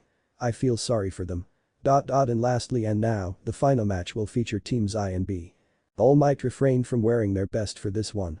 And for this scenario Team I will be acting as the villains and Team B being the heroes. Ben formed a group alongside Ajiro and Hagakure. He was not sure where to stare at the unseen female as he banged hands with a youngster with the tail. Despite the fact that she was just wearing gloves and boots, he was aware of her quirk of invisibility. The two leaned into one another's ears and said, "Hey Ajiro." "Yes." He answered. "I never asked this until now, but is Hagakure-san actually silence, my dear summertime offspring?" He covers his lips. "Let's just go along with this for now, alright." "I guess so," Ben says, rubbing his head. The flush spreads across both of them as Hagakure suddenly appears between them. She says, "What you guys talking about?" Ajiro laughs and says, "About stuff." Guy stuff." Shoji and Todoroki got together as the three were speaking. The teen with the red and white hair turned to face Ben, feeling something odd as he stared at his physique. He says, "Well, this will definitely be interesting, but I'll be winning." The last combat took place in Building B, which was near to the area that Bakugo and Midoriya had devastated. The villain team, standing on the 5th floor, studied the item they were meant to defend. It was a fiction, hollow like the others. That didn't deter them from believing it to be deadly, though. Hagakure asks her teammates, "How do you think Shoji and Todoroki are going to come at us?" Ajiro answered, "Well, it depends on their quirks." "Does anyone know about their quirks?" Todoroki's outfit suggests a single possibility, Ben remarks, donning his visor. The other two could see his face through it because it hadn't been turned on yet. He had ice on one side, right? Oh right. His quirk may be the use of ice. As she takes off her boots and gloves, Hagakure exclaims, "Well, regardless about that, let's get serious. I'll get them when they come in." Ben and Ajiro started to perspire. Ben gasped at what he saw as soon as he touched a button on his headset and turned on his visor. He slaps the disc off his back and cries, "Ajiro, Hagakure, get on this now." It opened up to become a long, spherical hoverboard as he threw it towards the two. "Wait, what's going?" Ben yells as the Omnitrix flashes. "I was right. Todoroki's using ice on the entire building. Get on, now." Hagakure and Ajiro hurry forward, with one of them clearly displaying amazement at the technology they were just using. The two saw Ben replaced by a magma-based lifeform as the flash subsided. This lifeform's body was made up of a dark red rock covering a bright yellow inner magma body. His body radiated a lot of heat because he was an entity based on fire. His feet were slightly oval in shape, with one back toe and two foretoes. On his chest lay the Omnitrix dial. "Ah, so warm," exclaims Hagakure as she and Ajiro linger near Ben. He applied heat and they watched as the ice around them melted. Ben says, "Heads up, you two. Don't stay too close to me though, or else Todoroki might a fire form now. Talk about the devil." Todoroki arrived, striding through the frozen entryway across the room. His outfit consisted of a basic white dress shirt, white trousers, white boots and a combat vest with a gold color. Additionally, his left arm and body were covered with ice. The ice user looked at Ben's body. The very fact that his ice was close to him was melting it. He glanced around at the two behind him, who had hopped onto the hoverboard to evade his initial blow. He raised one arm and narrowed his eyes. "Now, Todoroki, what are your plans?" Ben asks. "Will you try to go through Heatlist or regroup with your partner?" "Neither," he responds, stomping his right foot on the ground. At once a stream of ice started to move in Heatlist's direction and the latter stood motionless as it did. With a swift maneuver, Ajiro and Hagakure ducked behind a pillar, only to briefly reveal their heads. Sadly, that was a bad idea because a wave of fire nearly burned them to a crisp the moment they did. Todoroki swiftly built a massive wall of ice to surround himself, and his eye widened. He was going to go over when Heatless completed his attack, only to gasp when he saw the Pyro Knight's fist go straight through his wall. He lets out a grunt, TSK. Heatless charges Todoroki, saying, Ejiro, Hagakure. Protect the objective. As if. Todoroki creates another wall, but Heatless destroys it with a single blow. You rely too much on your quirk, Todoroki. He replies. You should also focus on close combat. Todoroki moans after taking a straight punch to the gut and being pushed back to the previous floor. The ice user gets to his feet and glares at the fire-breathing lifeform. He made a rapid sprint and created an ice slide by clicking his tongue. He accelerated as a result and removed the capturing tape. Please, capture me, Heatless points his palms at the teenager. When Todoroki rolled off his ice slide and avoided a flamethrower that shot out of his hands, his eyes grew wild. Heatless launches himself like Bakugo, charging at the teenager. He yells, you'll have to do better than that. As he crashes through, slamming into him and demolishing a pillar in the process. Todoroki was starting to consider this scenario. He had seen Ben's past forms, and this one as well. If you didn't catch him off guard, it was nearly impossible to gain the upper hand. He moaned and reached for his ear, narrowly avoiding a deadly spray of flames. Shoji. He exclaimed. Back attack. Heatless hears something and looks back, hearing glass break from the top floor. Todoroki clenches his teeth and slams his right arm to the ground, seizing the opportunity. Heatless diverted his gaze, creating a massive block of ice, only to be crushed and imprisoned inside a massive glacier of ice that filled the whole floor space of the chamber. Todoroki gets to his feet, pantsing a little as his right side starts to slow down. He looks at his left side, which started to produce flames and keep his body temperature stable, as though his face were expressing reluctance. After adjusting it, he raises his head. That should hold him until Todoroki felt a cold chill go down his back. Get the objective? I think not. He turns back and gasps at seeing a fist that went straight for his face. He recoils in agony as he is propelled several feet backward, relying on ice to keep himself upright. The speaker said, so, you can use ice and fire. Todoroki was not at all fond of this one. He looked at the new creature in front of him as he stood up. Heatless was now an alien humanoid moth.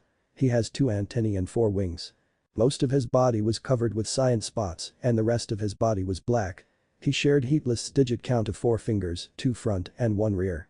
He was wearing a white and black unitard and the Omnitrix dial was on his chest.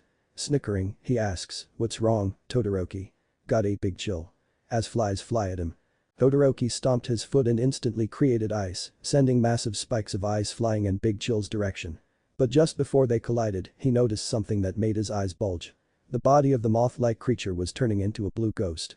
Reaching his person, he formed back as he flew through the onslaught like a ghost. Big Chill landed in front of him and sent out an ice beam with his palm. Todoroki exclaimed, what?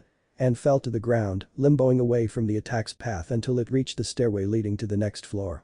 When he swiftly turned around, Big Chill grabbed his arms.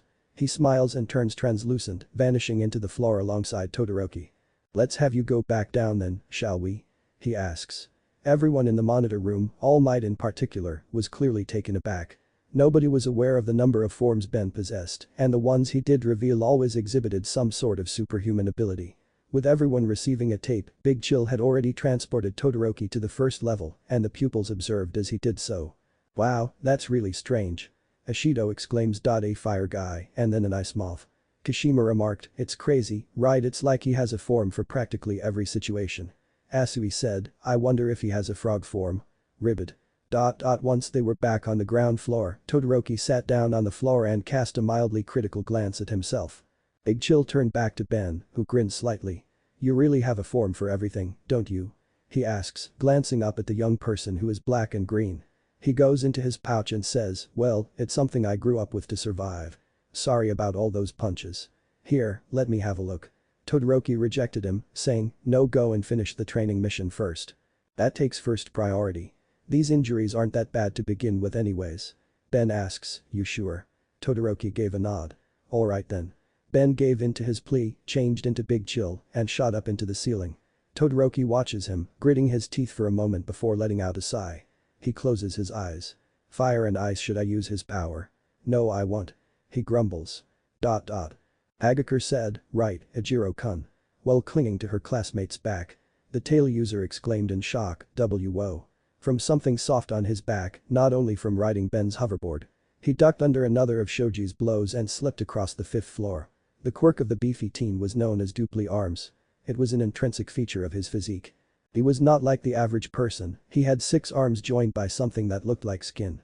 His peculiarity gave these tentacle-like arms the capacity to mimic his mouth, ears, and eyes, among other body parts. He could even make 2 copies of his dupli arms. What was interesting about these copies was that they seemed like better copies of the originals. He swung his 3 left arms and squinted slightly as the 2 ducked under his strike again. He had been trying to get beyond the windows of the building to reach the target ever before Todoroki had him crash in through them. Ejiro struggled to control the board, but he would keep Shoji from approaching by circling around the point. Well, this is getting boring, he had to concede. But after some time, the teen wearing the guy sprang off with Hakuger. The board started to fly off and bounce off the walls until everyone heard the sound of a well-known teenager wearing an Omnitrix catching it. Turning, Shoji saw Ben standing behind him. Hakuger said, "Ben. You got Todoroki. That's great." "Really?" Ejiro grinned. Shoji looked a little taken aback. He was expecting Todoroki to lose this quickly, but he wasn't prepared for the grunts and cries of anguish he was hearing from his communicator. How in the hell did Ben treat him? He smiles and says, "Okay then, 1 down and 1 to go. Shoji, what will you do?" Shoji had originally suggested fighting, but given the circumstances he answered, "There's no point in fighting." Even though everyone was shocked to hear him talk, they all laughed a little. This was a little fun while it lasted though. As Hakuger ties the capturing tape around one of Shoji's wrists, she chuckles and says, "I'll say." They all looked in shock when All Might declared the match was over, both from the student screen and from All Might. Ben and the others assisted in tending to Todoroki's facial injuries shortly afterward. Ben was fortunate that his requests for vulneraries and other minor medical items were fulfilled. All Might gave a whistle blow. Right in front of the ground beta exit, they were standing with the Class 1A kids. The fight stopped and he gives everyone a thumbs up. "Well done, everyone." He exclaims, praising each person. "Other than young Midoriya, none of you sustained any major injuries. I admire your nature of taking this seriously. You all did a good job on your first training." Asui poked her face again and said, "It's quite surprising to have a proper class after Izawa-sensei's hair-pulling class. It's a bit anticlimactic, there is no argument there," everyone nods in accord. However, All Might proudly extends his arms. "Of course. We're all free to have proper classes as well. Everything Might bears everything fairly well," zipping towards the back. "Well then, I must review the results with young Midoriya." Change and return to the classroom. Students are left stunned as All Might, with a sudden burst of speed from One for All, speeds out of the building and out of sight. After his departure, they all pick themselves up from the ensuing rush. "Oh my goodness. All Might so awesome." Kaminari exclaims with a smile and clenched fists. Ejiro asked herself, wait, why was he in such a hurry for? Mineta croaked, "So cool." Momo recognized the expression on Ben's face all too well. She responded with a sigh and stepped in front of the class, blowing into a whistle she had made. As she did, a tremendous noise brought everyone back to earth. "Alright everyone, let's return to the locker rooms and meet up in the classroom after changing." Step up," she exclaims. Asui was about to turn around to face the Omnitrix wielder when she heard a flash of green and a trailing zip of speed whiz past everyone. "Come on, Ben-chan," Sato blinked, "Whoa, that was even faster than All Might." "Was that Ben?" Kaminari picked himself up and said, "Definitely." "Sheesh, what's he in a rush for?" Yes, there were a lot of riddles in the lesson. But Ben's story was the first and most mysterious of all. Among his classmates, Midoriya's One for All was perceived as an enigmatic glass-wad quirk. But Ben? His changes were regarded as the most bizarre, hippest, or unusual quirk they had ever witnessed. Would they ever find out where his abilities came from? Thanks for watching guys, that's it for today, so hope you enjoyed this video. If you do, please leave a like, share and subscribe. Also don't forget check out our author of this fanfic, link and details in description.